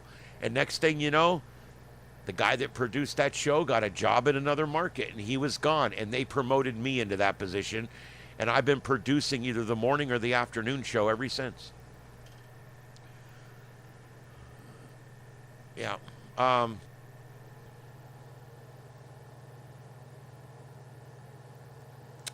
Yeah, there's some truths that people don't want to hear, but it's true. And here it is in a nutshell. Okay? If you want to get promoted where you work, you need to always be on time. You need to dress like your boss. And you need to work from the heart. And I know that's weird advice, but that's what I'm telling you right there. That's the advice I'm giving. You've got to care about your work, be on time, and dress like your boss. If you want to move up, you dress like the part you want, not the part you have. And if you want to move up, you act like the part you want, not the part you have. You have to be the next position before you get the next position. And I've always taken that to heart, even when I worked my way up through every rank at my fire department. I served every rank from volunteer firefighter all the way up to fire chief. I literally was one of the only people to ever hold every rank in that department. And I'll tell you, what you learn when you do it is that it's that heart, it's that feeling that you belong, that feeling that this is my team and my truck and my guys. And man, that's powerful. And you know, when I left the fire service for the last time and I drove away for the last time, I kept thinking, I'm going to miss the siren. I'm going to miss the adrenaline dump. I'm going to miss running it. I'm going to miss that right seat, man. I'm going to miss it so bad. And you know what? I didn't miss it at all. I didn't miss it at all. You know what I missed? I missed the evenings hanging out at the station with my friends. I missed the special events where we had all the kids come up and do Halloween stuff, and down at Pepper's house with the big Easter thing with all the fire trucks and the turkeys for Thanksgiving, and the big Christmas thing that Tom and I started, where we would give 100 kids gifts for Christmas. I mean, all these things that we did, and that's what I ended up missing the most. I missed the people and the philanthropy and the community more than I ever missed the adrenaline and the siren. And that surprised me. It really did. It really, really, really did. And the saddest thing about this whole story is, when I left, I was full-time. I volunteered my first 18 months, and then I was hired full-time. I was full-time all the way to the end when I was chief. I did 17 years full-time. When I was there, I ran the volunteer program myself. It was my baby. I had up to 40 guys at one time. We raised money every year. I was the president of the Volunteer Firemen's Fund year after year because I had the most heart in it, man. We bought pagers every year, helmets. We would buy whatever the department couldn't afford to buy. And we did it with a fund of money we raised with boots and Halloween haunted walks and fundraisers and things like that. And the year I left, I stayed on for that extra year. Remember I told you I stayed on for a year? You know what I did most of the time? I still responded to calls, but most of the time during that year, I did all of the philanthropy stuff. I did all of the turkeys on Thanksgiving. I did the Easter thing at Pepper's. I did the Christmas gift thing. I did the Christmas trees the week before Christmas. I did, oh my God, I can't think of it all. In October, we do the big fire service weekend. I mean, there was all these different events that we did every year. And I stayed on. The new chief asked me, can you stay on and take charge of just the special events for next year? And I said, sure. And I went and got a part-time job somewhere. I still had some money coming in, had stuff going on. I'm like, sure, yeah, I'll do it. And I stayed on there, and they paid me whatever it was, $15 an hour, to come in and coordinate all the different days and functions. And it was okay. I did it. After that year, I told him, I said, look, I've trained these people to do everything. I've passed on all of my resources and everything else to these people. So next year, they'll be able to do all of these events for you guys. And it'll be good. I'm still out there. If you need me, call me. I found out later that after I left, that chief canceled every single one of those things that we had been doing. Some of those traditions were 20 and 25 years old. Others of them were 5 and 10 years old. And they serviced 1,000 people every year, different poor families. And I regretted for some time leaving. But I also believe that had I stayed, it still would have happened. Because when this guy came in, he immediately made a deal with the union and let the union come in. We had fought the union for 20 years. We did not want to be a union department. Unions ruin departments. And the very next year, the union came in. They canceled every single one of those things that we did for poor people, things that we did for children, things that we did for the community. They canceled every single one of those. The guys got a huge raise that year. The following year, they raised taxes 42%, gave everybody a huge raise, and got rid of the entire volunteer firefighter program. Hired about 6 more firefighters, and that was it. Those people now pay twice what they used to pay for fire service, and they don't get near the level of protection they used to get with 40 volunteers on the ready. And every single one of those events and every one of those families that used to benefit from those events, done, gone. And why? Because it's a new age of firefighting. Firefighting used to be, we were the center of the community.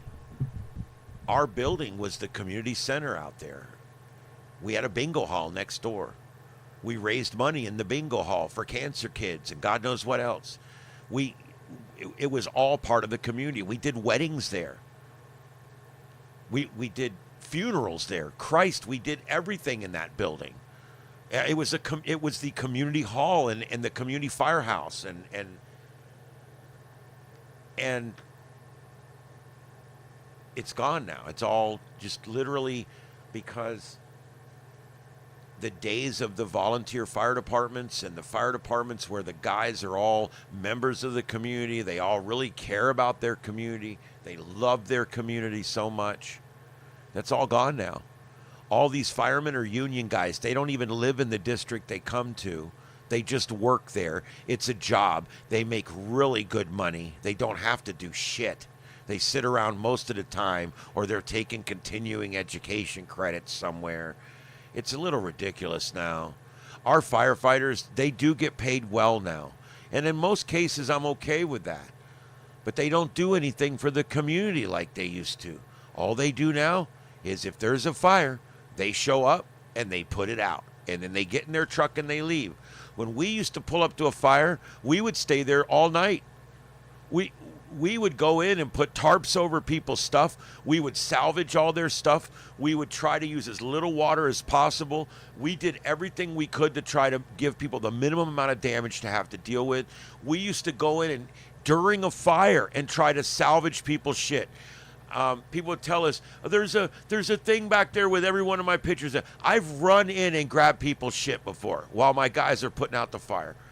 I just feel weird about it. That was my thing. I had to help those people and get their stuff and their pets. I ran in and saved a pet one time that was in a house. I didn't give a shit. I saved it. Nowadays, that pet would have died. Nowadays, they don't go in and rush in and save houses anymore. They show up and they lollygag and they pull the hoses off and they do their thing. And have you ever watched today's firefighters moving on a scene? It's like The Living Dead. It's like Zombie World or some shit. I don't know. Back in my day, they take 2 minutes nowadays to get out of the station. In my day, 45 seconds, that shit was rolling or I was on an ass. All right? And nowadays, it's like you call the fire department, it's like 12 minutes. They come rolling up and they get out and they come walking. And they're making twice what we used to make in adjusted dollars. It doesn't matter how much they make because they don't give a shit. That's what unions do. Unions take the heart and the soul out of whatever they get into. Whether it's teachers' unions, fire and police unions, auto worker unions, all unions end up doing is driving themselves out of business in the case of the private sector. And they end up ruining anything they're involved with in the public sector. And making your government that much less personable to you and that much less of an asset in your life, really. It's terrible. Yeah, they don't, man, back then we cared about your house. We were literally trying to save your shit. I don't see that anymore. I don't see the guys arriving to save someone's shit. I see guys that are doing a job. They're punching a time clock. It's very different now. We're not big on unions down here either. We are a right-to-work state. And our private sector pretty much doesn't have much in the way of unions down here. Even our teachers' union down here is fairly diluted. But the firefighter union, more than any other union, has power down here. They're all AFL-CIO. and they're just a mess. I hate it. Whatever. It is what it is. And of course, there's always the guys out there that are still doing a good job. I mean, I'm speaking anecdotally, of course. Sometimes when I make these kind of statements, people are like, my brother's a fireman, he still runs. Yeah, I know, I get it. There's good ones out there. You know, cops beat people up, but still most of the cops are good. You know, I mean, we have to keep things in perspective. But I do say when I see firefighters today running around, I don't see them running around. I see them walking around. I don't see any alacrity at all. I don't see any like, oh my God, I just don't see it. When I was a firefighter, it was on, man. It was on. We lived for that moment where we could go and make it right. And today, it's like all they live for is to get back in front of that box. They don't really care. They want to get back in front of the TV. They really wish that you never called.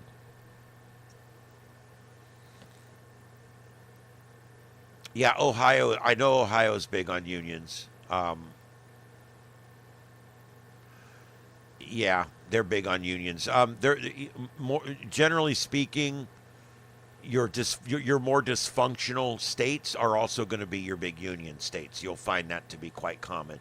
California is a huge union state. Everybody's in a freaking union out there. They're all making money and nobody works.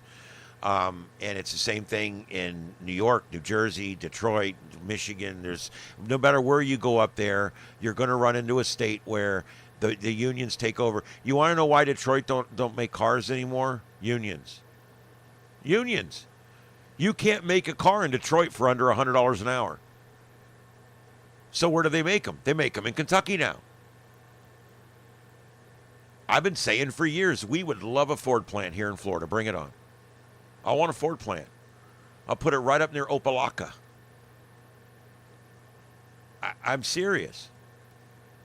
Bring it down here. These union places just drive the business away. They completely drive it away, and it's not good.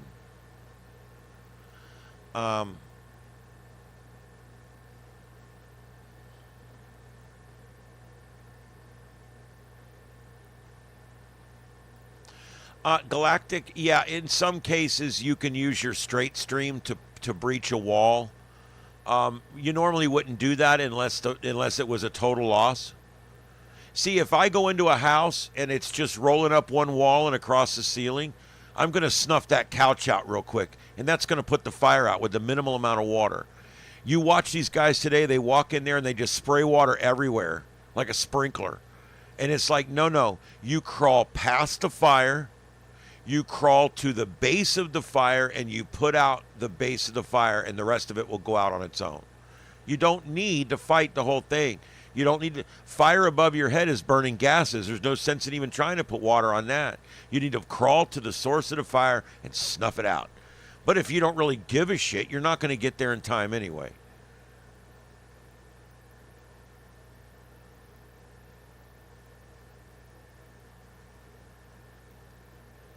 Yeah.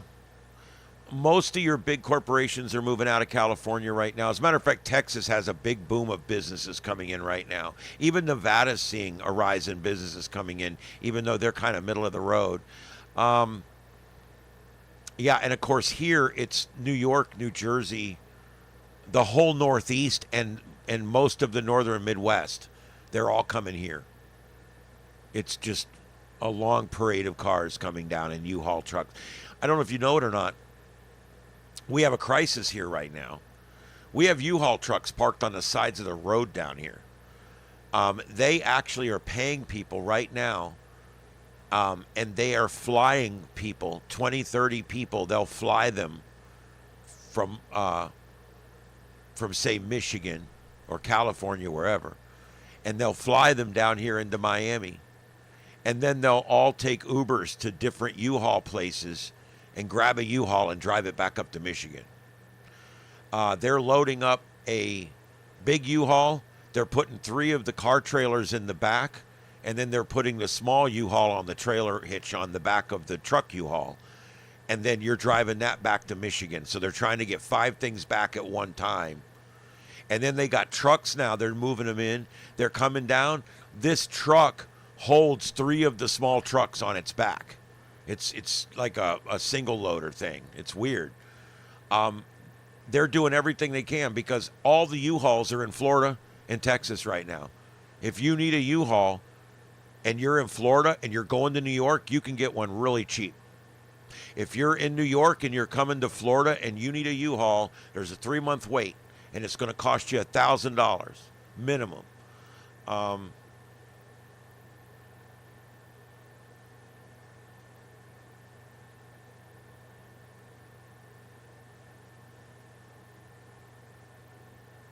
Yeah, I don't know. I've never actually even been to Ohio. I don't think. I'm going to be going to Ohio. Are you a Trek fan, Aquarius? Because of course you're not in Ohio right now, though. That's the thing. In Ohio, in Sandusky, Ohio, right now is where the Star Trek set is.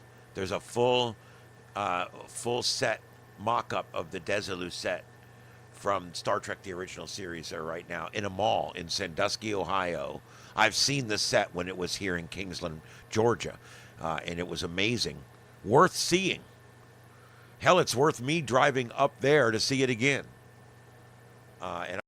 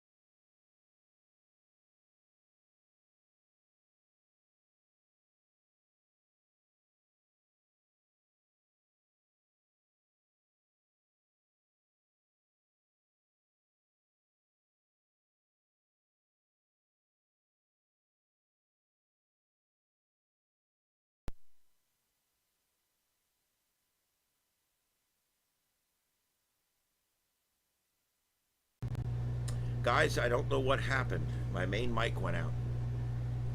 Probably just needs a reboot.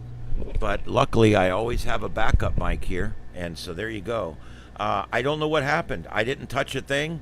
It probably just needs a reboot. I've been on for 3.5 hours here, so it probably just needs a reboot. But anyway, luckily I got my backup mic here, and I'm going to go ahead and finish out the show now. Anyway, I plan to do about an hour and a half tonight. Here we are, 3 hours and 32 minutes in, but that's okay, guys. I hope you guys enjoyed it. I told some of my best stories tonight.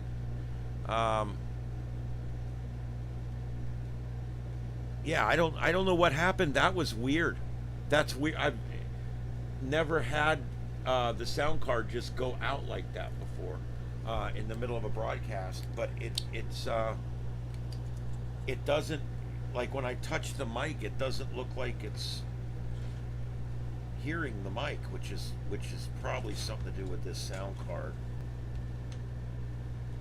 I use a Focusrite Scarlett production sound card for the audio. It's a little better than your standard sound card.